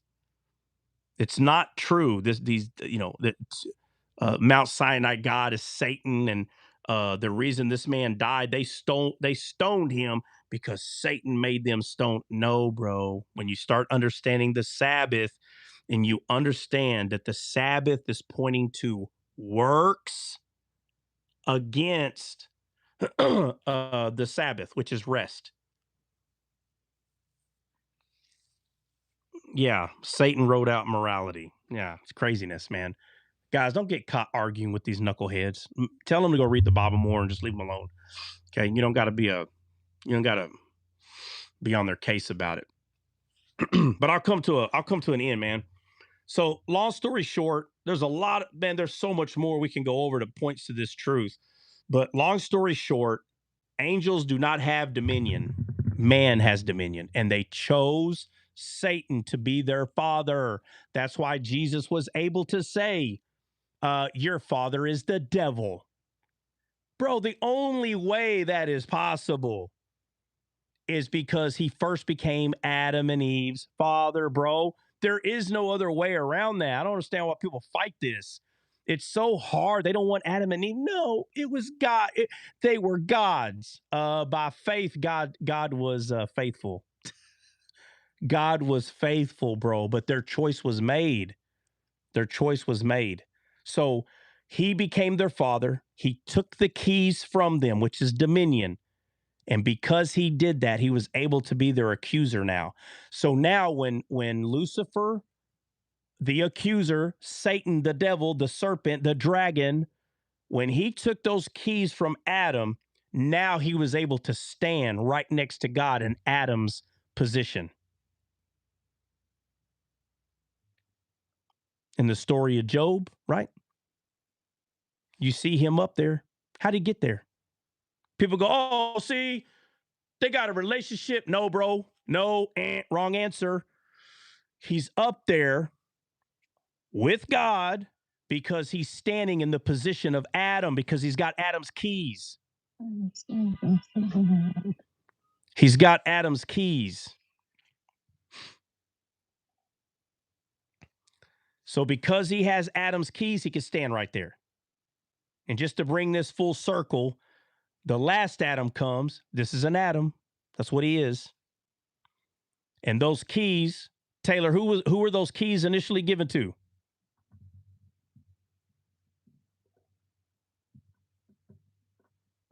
Taylor, you there? You fell asleep. No, I'm here. Oh. Sorry, I missed what you said. I said, the keys that Satan has, who were they initially given to? Adam. Adam. Is Jesus an Adam? Yes. Right. And God gave those keys to a Adam, right? Yes. So when Jesus, the last Adam, gave his life for the fall of man, he's still, even though it's a glorified body, I don't care what anybody says, but he's in a form of a servant. So he looks like a man, just like Adam. But because he became unalived in this world, his soul's got to go somewhere legally. It's got to go somewhere, right? Legally. Right. And it went where it was supposed to go, where the other souls are. I'm not going to get into all that, but that's where it went, where all the souls go. The only difference is his soul was the only one that did not inherit death. Right? The Bible says that flesh and blood cannot inherit the kingdom. Right? Ain't that what it says? Right. Okay. Yeah. So can the spirit of the living God inherit death? No. No. It can't inherit it, bro. Because if it's the spirit of God, it's still alive. Absolutely. So if it's still alive, it cannot inherit death. So Jesus, purgatory, oh Lord, don't start that. Yeah, no such thing. That's Abraham's bosom. Oh my God, it's craziness. But Jesus's soul, which is still perfect, it still belongs to what we call the kingdom of heaven, because it did not come into this world. It did not inherit what the first Adam gave to everybody else.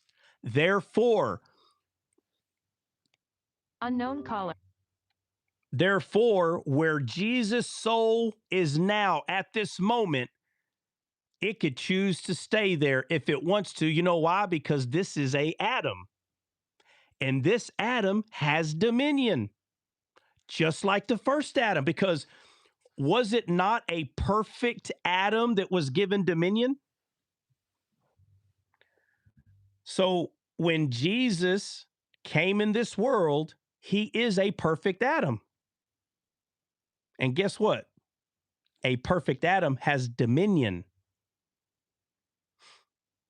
But in order for this perfect Adam to take the dominion that was given to him, it had to first become unalived, because that soul had to go where the souls go. The only difference is this one didn't have to stay because it did not inherit death. It didn't inherit it, which means it's the only soul that can leave if it wants to. Nothing legally is binding this soul in this area. But again, that's the whole goal. So this soul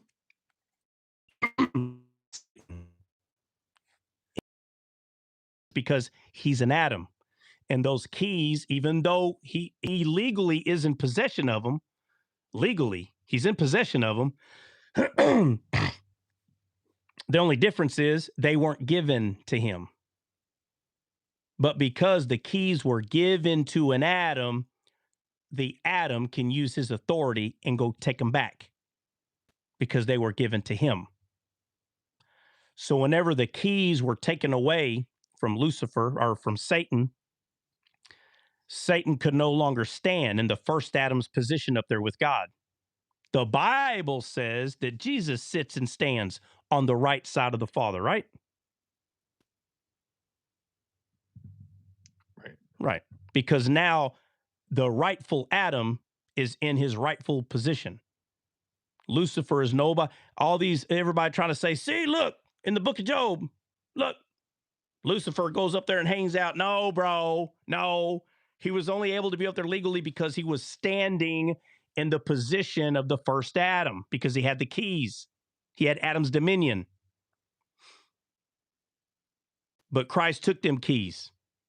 Now he has no legal right to stand there anymore. Jesus does. So that's bringing it full circle. And I actually did that pretty quick because there's so much more to go over. But Satan's talking about the accuser. They created that monster, period. They created that. For a deeper study on that you're talking about, where can you drop me a hint and I'll go study it out? The whole Bible, bro. Like, notice. I just didn't know if there was a better place to start. What we just went over there, I gave you your start, all that right there. Heard. Yeah, because think about where I'm going, bro. I went from Genesis all the way back to Jesus. So all the way. Yeah, Yeah. there is no like very specific. It's everywhere. You just have to. It's just time consuming to get all this understanding. It's time consuming. Yeah. Oh, absolutely. Yeah. So, I just wasn't sure if there was like a better, place to, begin with that over anything else. That was all. yeah, no, it's not like that. It's not pointing to somewhere. It's everywhere. It's everywhere in the Bible. So, of course. Yeah, it's just not. It's not in one place. And what I did though is I went through like the biggest pillars. You know what I mean?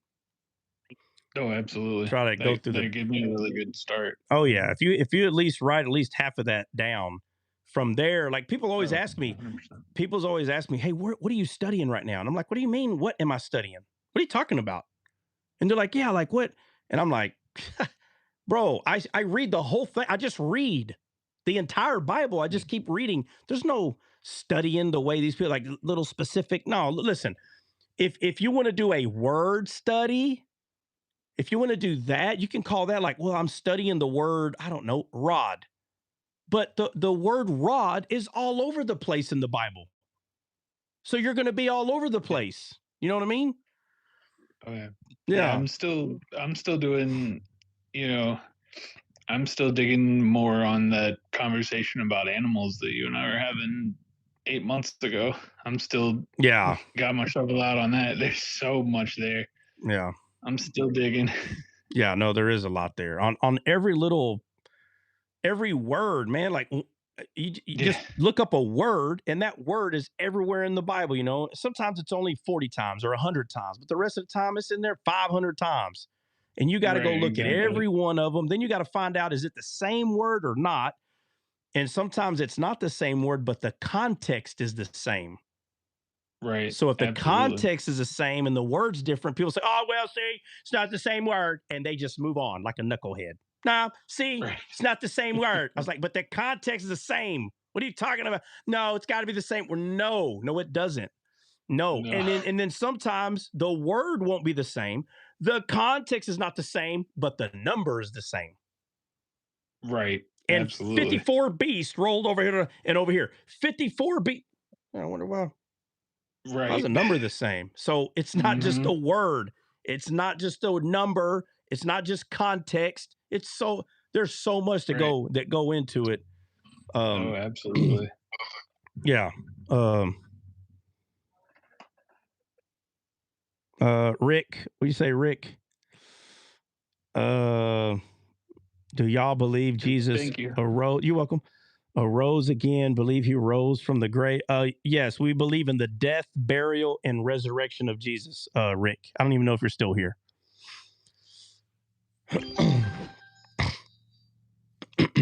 All right, guys. Anybody got anything else? It's already 3, man. I gotta roll. Unless somebody's got something that might be quick. Anybody? I have a question. What's up, Agape? What you got? God bless you. God bless everyone. Who is this? Who is this? This one's a joke, okay? All right. At what time of the day did God create Adam?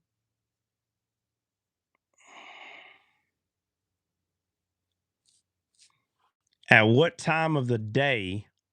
In the eve. Haha. Oh man. In the evening. Just before Eve. Yeah, just before Eve. Yeah. Yeah. Yeah. Yeah. All right. Guys, anybody got anything else? Anybody? So yeah, but that's gonna take us all the way to Sunday, so I'll just keep my peace. Nah, what you got, bro? I'm still gonna write it down. What you got? Nah, I'll just keep. Oh, you messing around? Well, Lloyd, were you gonna say something? We got 8 blood types that exist in the world today. Somebody made a video that was saying how many people were on Noah's Ark. So they were trying to say we got 8 blood types because of the 8 people on the ark. Does that math add up at all? We have 8 blood types because basically every person had a different blood type on the ark. Yeah, that doesn't seem to add up to me because they were relatives. They were sons of Noah. I mean, yeah, I mean, I get that, but I think, well, I'm not going to say what I think. I'll say what I know, what the Bible points to. So there are 8. Well, you know what? Let me see if I can find this thing real quick. Let me see if I can find. If I can't find it, I'm not even going to bring it up because it's been a minute. Let's see.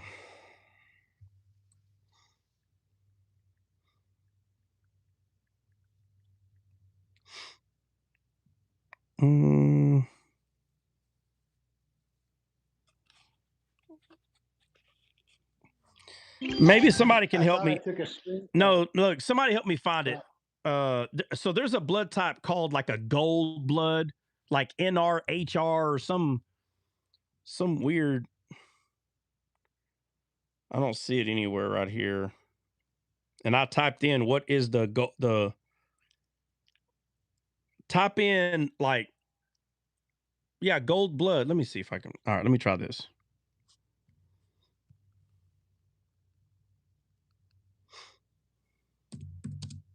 Ah.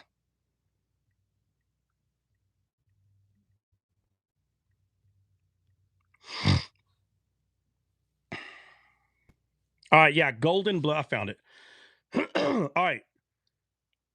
Arch null blood, known as golden blood, is the world's rarest blood type, characterized by the total lack of 61 antigens.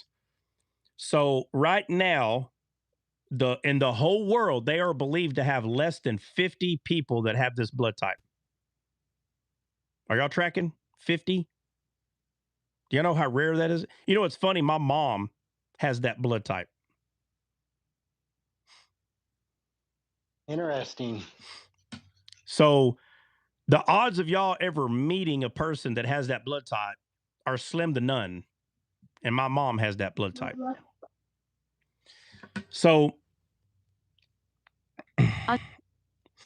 so the 8 that we know, okay, what did I do that for? So the 8 we know are the 2 A's, the 2 B's, the 2 O's, and then you have the AB, the ABs, right? So 2 A's, 2 B's, 2 O's, and 2 ABs. So there's not 8 blood types, there's 9. There's 9 blood types. There's 8 that we all know. The A plus, A negative, B plus. So you got the A plus, B plus, O plus, AB plus, and then you have the A negative, B negative, O negative, and the AB negative. So those are the 8 that we typically know about, right? But there are 9 blood types, and the last one is called the golden blood, the NRHR or whatever, however the heck you pronounce it, right? So there's actually 9. I just didn't want to talk about it unless I found it. And what kind of blood does Tom have? It's called Gold's blood. Oh. It's literally called the RH null blood, known as golden blood. It's the world's rarest blood type, characterized by a total lack of all 61 antigens in the RH system. It says fewer than 50 confirmed cases in the entire world. So right now, there's according to the overview of where's the thing at? The Cleveland Clinic. Well, it's a few of them. The Cleveland Clinic Health Essential System, the medicine.net, and what was the other one?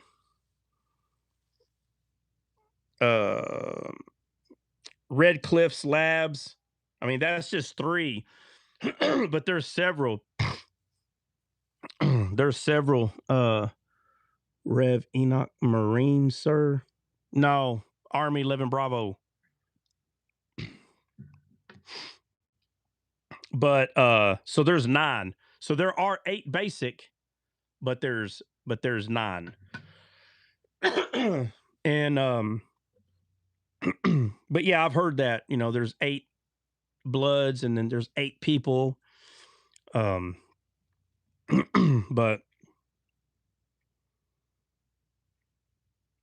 what does it say?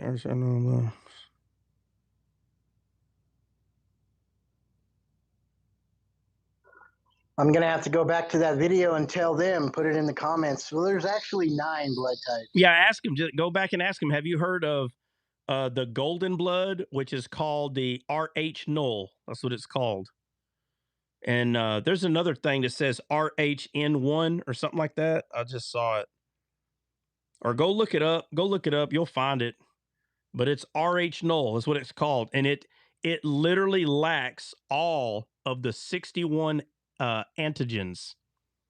So there's this, if you go look, it's regarding the red blood cells, man, it's pretty crazy.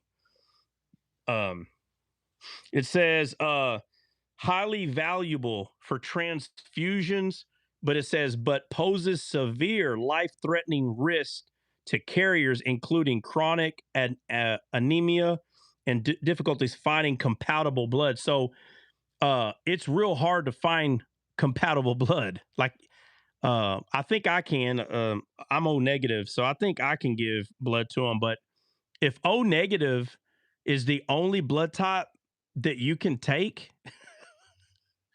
I mean, you probably don't want to go to war. You know what I mean? You might want to tell them, hey, I got to get a pass. I'm RH null. There's only 20 of me. I doubt I'm going to run into one of me out there to give me blood if I get severely injured,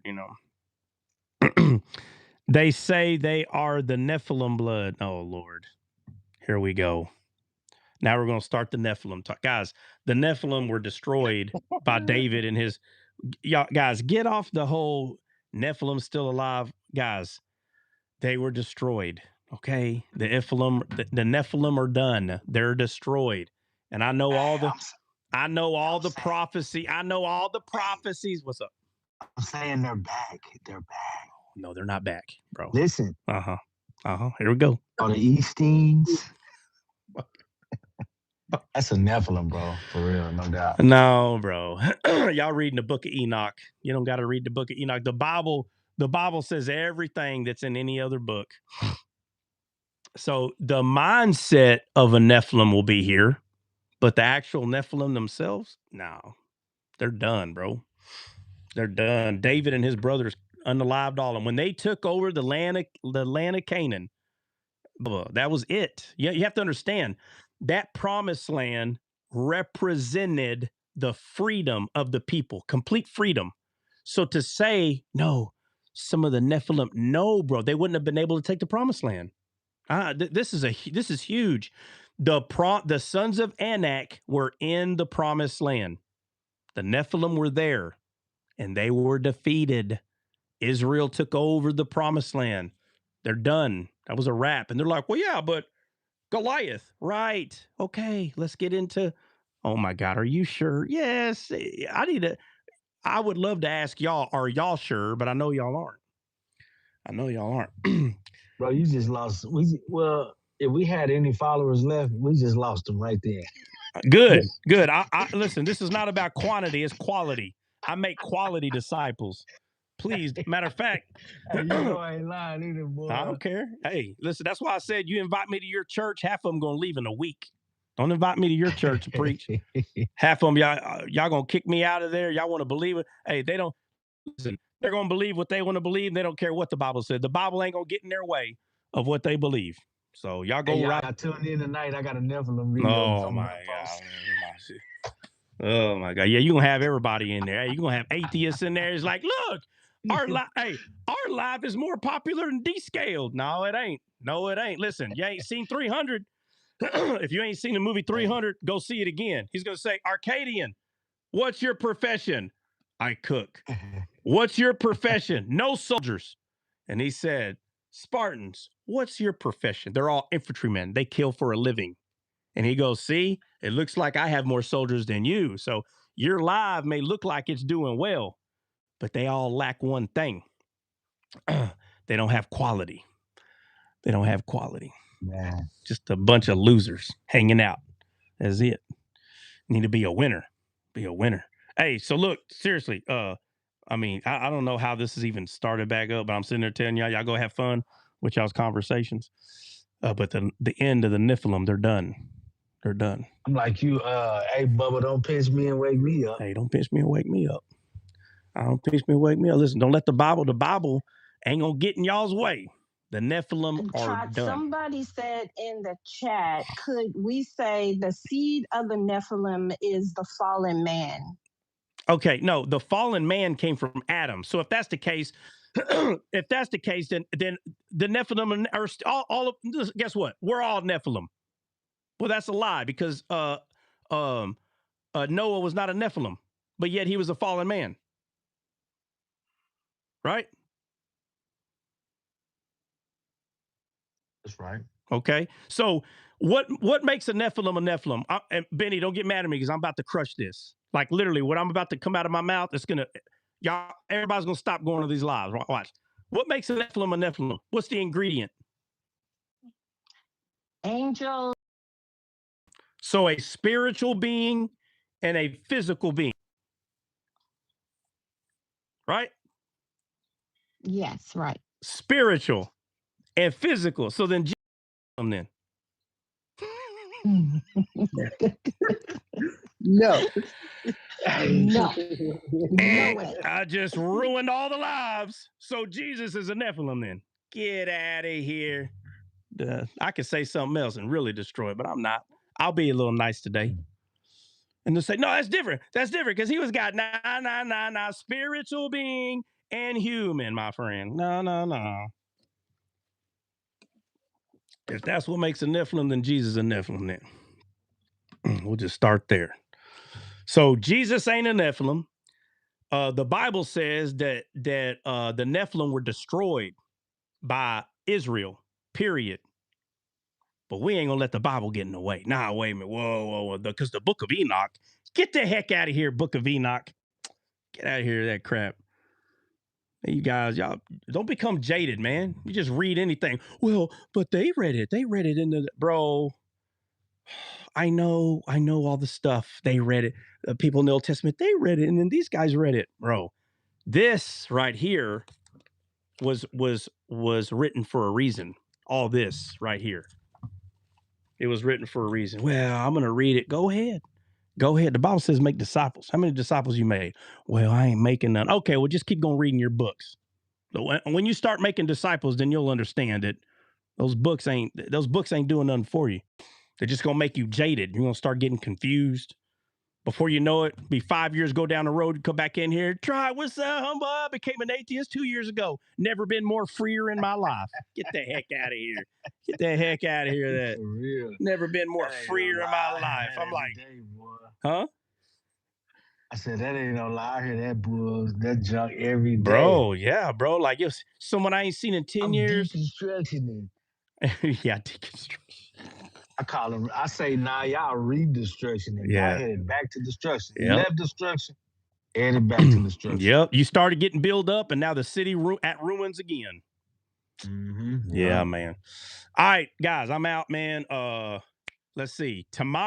Hopefully tomorrow, we can go over some Nehemiah, but I purposely didn't go over Nehemiah today, only because I just wanted to take a break, because when we start getting in there into like chapter 10, 11, like there's a lot of words. You know how it is. I just needed a break, but still awesome study, though. Have a good one. All right. Oh, man, hold on a second. Jordan, what's up, man? You know I'm trying to get off. Hey, I think you're just covering for your mom. I think she's a Nephilim. I think you're trying to just cover for her. Hey, for that golden deity blood. Yeah, that's that rare blood type. Hey, that was. I know if you saw earlier, I was like, you see, I knew it. Trot came from heaven. He's deity. I knew it. Hey, there's only 50 of us. One of Trot's a tyrant, a bully. That's it. He came from the golden blood. From the golden blood. David and his men, they forgot 50 of them. They let 50 get away. Yep. They let no. Yeah. Well, that's the number of Jubilee. They had to free at least 50. That'll be the next doctrine. What'd you say, Nina? That's actually why I didn't want to say it. Why? You didn't want to say what? Excuse me. You didn't want to say what? Oh my God! Look at that. I knew it. I knew it. We ain't going nowhere. I knew it, bro. I ain't going nowhere. What?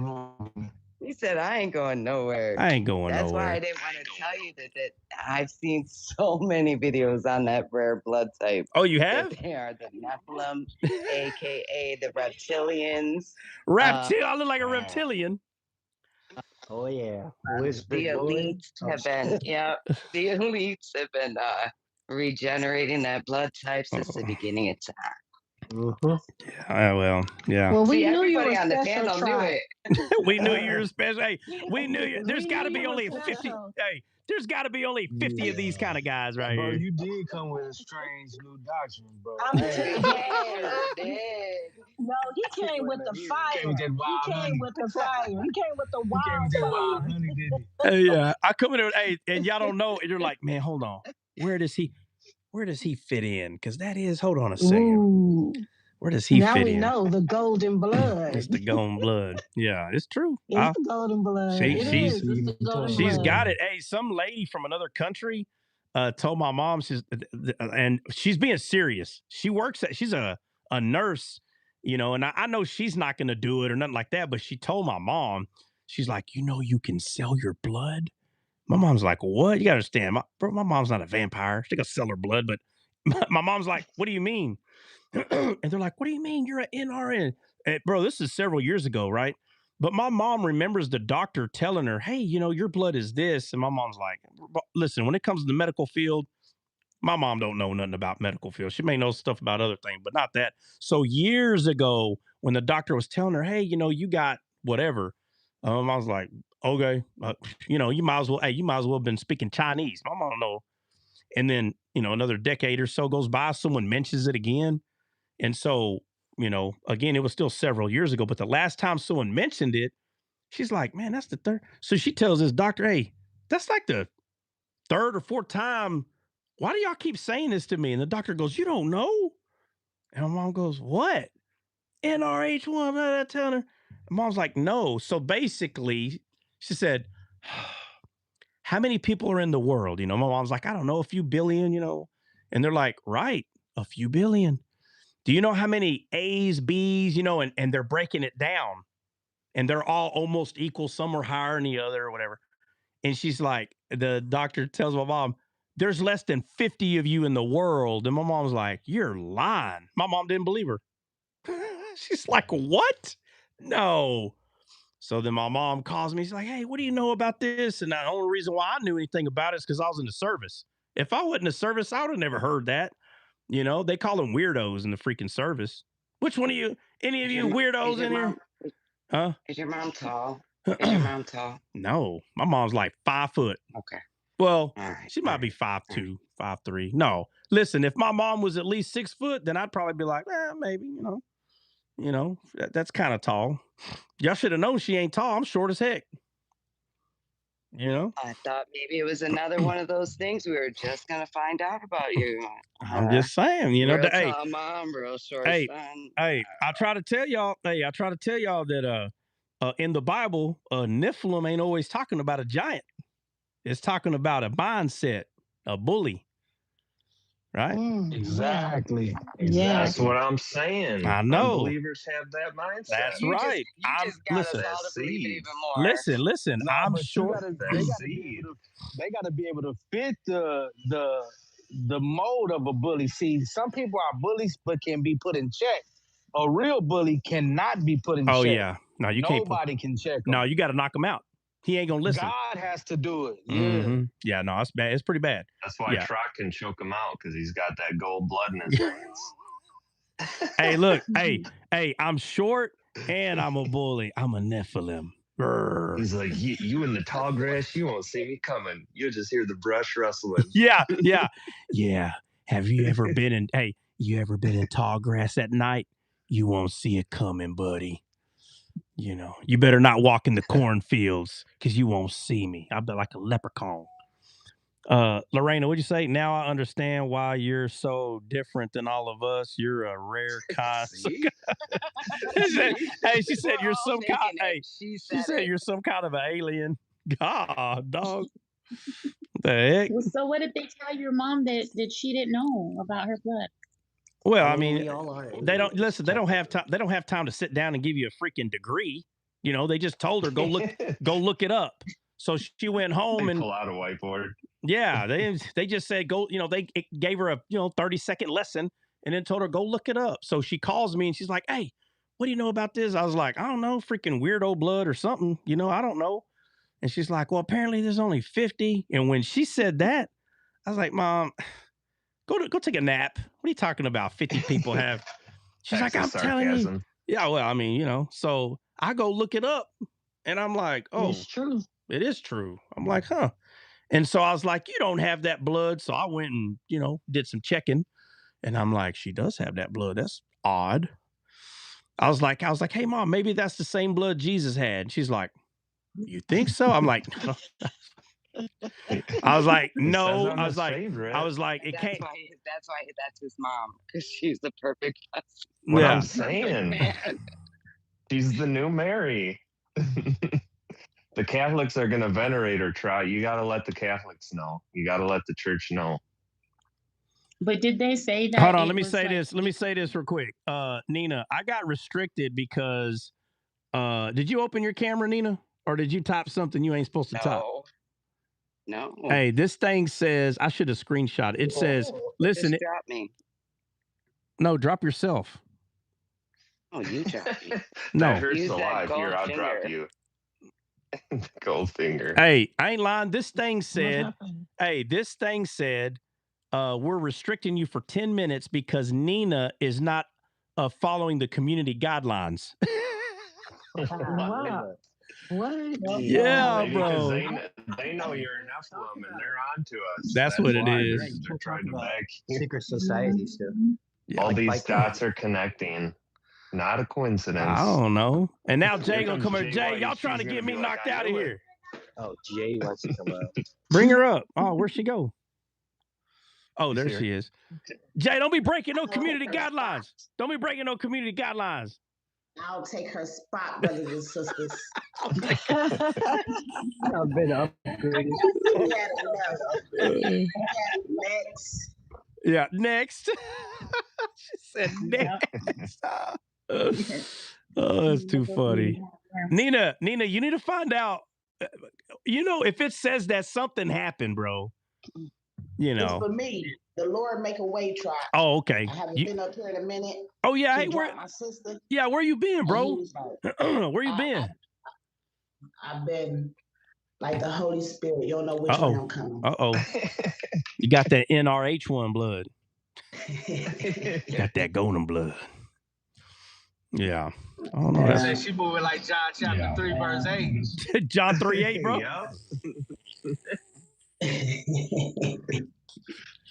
Touch me and give me something to eat. Look, I don't care. They said you're restricted, but I'm here. I'll fix it. It's going to be good. It's going to be great. We're going to fix it. Yeah, it's going to be. Oh, my goodness. Your voice is dead on, Dre. Of course, we're going to have it done in warp speed. No one's going to do it like we did. No one can.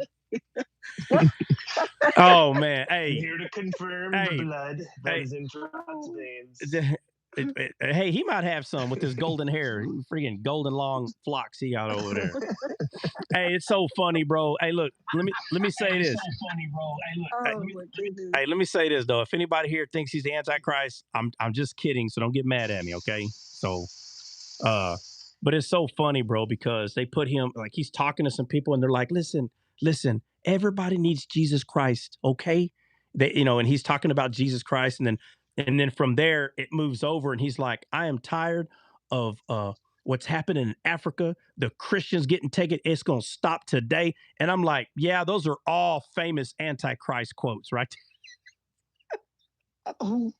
Man, they're really trying with them files and then they can't get them there. And it's like, okay, well, now he's racist again. Oh, man, bro. It's too good, bro. I'm telling you, bro, it's too good, man. Like, So the Antichrist is going to stop the drug lords. Jesus made it very clear. Satan is not going to cast out Satan, bro. And Jesus is never wrong. Never. If he said that the Antichrist would not fight against himself, that alone cooked. Alone, bro. Alone. Oh, Lord have mercy, bro. But you know, we gotta wait. We gotta wait a couple more years for the next president to get in there so I can do my thing. Oh, don't worry, it's coming. Don't worry, it's coming. It is coming. I can't wait. I cannot wait. It is coming. You know, these same people, they're great friends, great people. We sat at each other's table, you know, and now they're my enemies. I call them my frenemies. I don't even believe they hate me. I think they secretly love me. They really love me. They're my frenemies. Hey, the crazy part about it is that's something he would say though, because what he say Exactly. sense. He's ultimate troll.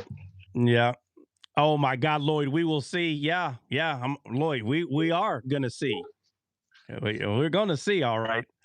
And then I'm gonna say, okay, all right, guys, here we go. What happened? Unmute, Lloyd. Unmute so I can tell you how much I love you. I'm gonna say, what happened?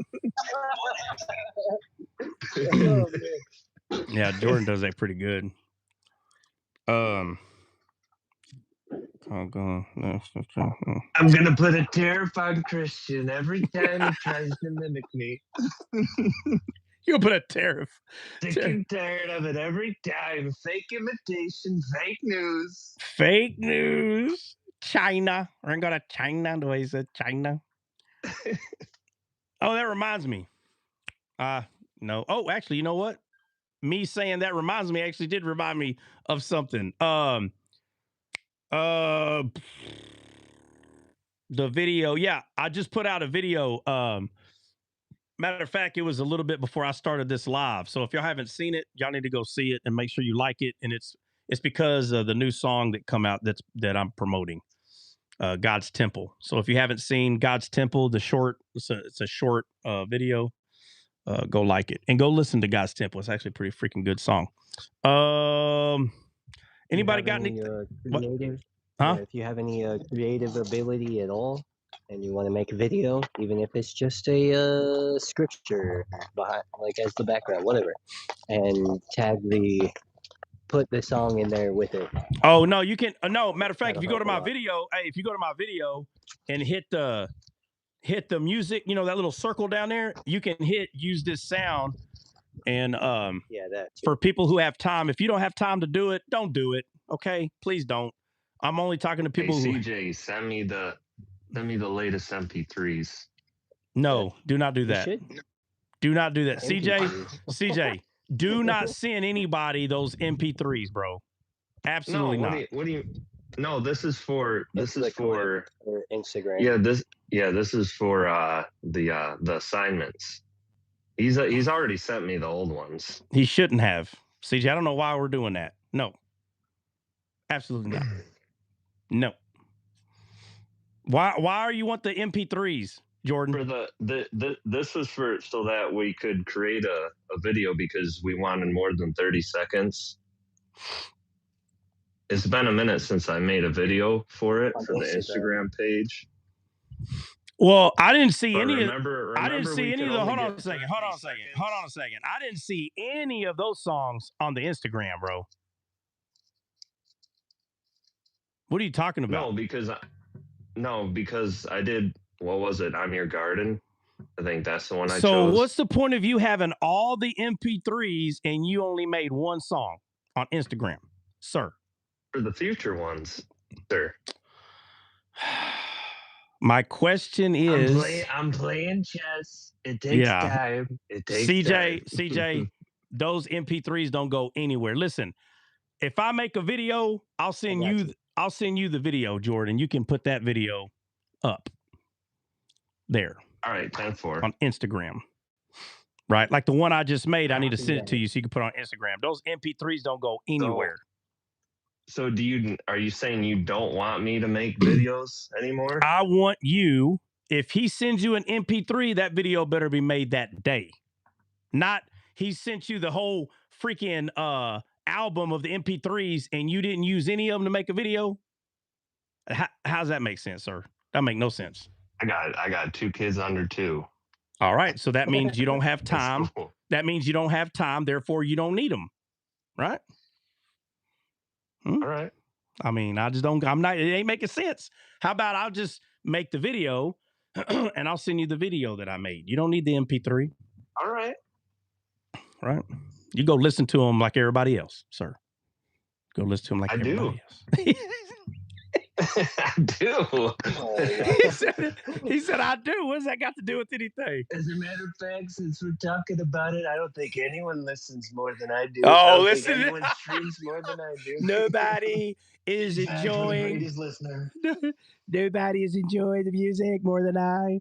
That's a 20% tariff, Christian. You speak again, it's going to 50. Is he here? Christian, are you here? You know what? Let's make it 75. Oh my God, 75. Nobody is paying taxes because of my tariffs. That's right, JL. He's a teacher's pet. Teacher's pet he is. Oh, hey, guys. Hey, don't forget. Unknown call. Hey, don't forget the game Ripping Scales. We got to get together soon because so matter of fact, Jordan, put a message out on Discord and the chat, bro, letting everybody know we got to get together real quick and make that happen so everybody can grab whatever card they want and get the person to mail it to them. We got to do that pretty quick. All right. Shaw said he was getting off 3 hours ago. What? I did say that. Jeez, I gotta go. He's still here. No, I'm going. Sir, since the thoughts in your head, maybe you can message everyone. What? If you don't want me to have the MP3. What does the MP3? What does the MP3 got to do with you messaging people? Nothing. I'm just Connie. What? Around. Connie said I got your MP3s. Connie, where'd you get my MP3s at? CJ, you sending everybody MP3, bro? Probably LimeWire. No. Yeah, CJ sabotaged the whole thing. He sent everyone everything. He's like, if anything happens to me, you guys have the songs. Fired. CJ fired. Instead of Apple, I sent them to everybody who has an Apple phone. I went full Somalian and I pirated them. Alex, what? Why what? Trot why? What do you mean trot why? I'm being stingy with that intellectual property, that's all. Alex, your songs are safe? What do you mean they're safe? Oh my goodness. What's he talking about? It's not a trust. Can you believe that, Alex? He doesn't trust his president. He shared it there. Oh, Alex, I'm just being silly, bro. I'm not worried about that. I know they're copyrighted, bro. CJ, you gave Connie the MP3s, bro? No. She's telling on you right now, bro. She said I got. Get all the heat. He's talking about, yeah, they safe. I'm just trolling. Oh, you mean you gave him the Connie? CJ might as well be the auto pen. Hey, you know what would have been the funniest though? Would have been the funniest. Hey, the funniest. No, the funniest thing would have been if CJ just left. Yeah. CJ, you get it. It's like he was the one to do it. All right, I'm done. No defending me. I'm done. Yeah, no, that'd been funny. Oh, I'm gone. Yeah. I have to be talking about my own. Yeah, Jordan, just so you know, I'm kidding. I'm not being serious. I was just messing with you about not making videos. That's really the point I was making. Not the MP3 part. Good. Yeah. I make videos all the time. Yeah. Let the truth be known. All right, I got to get out of here, man. All right, we'll see y'all in the morning.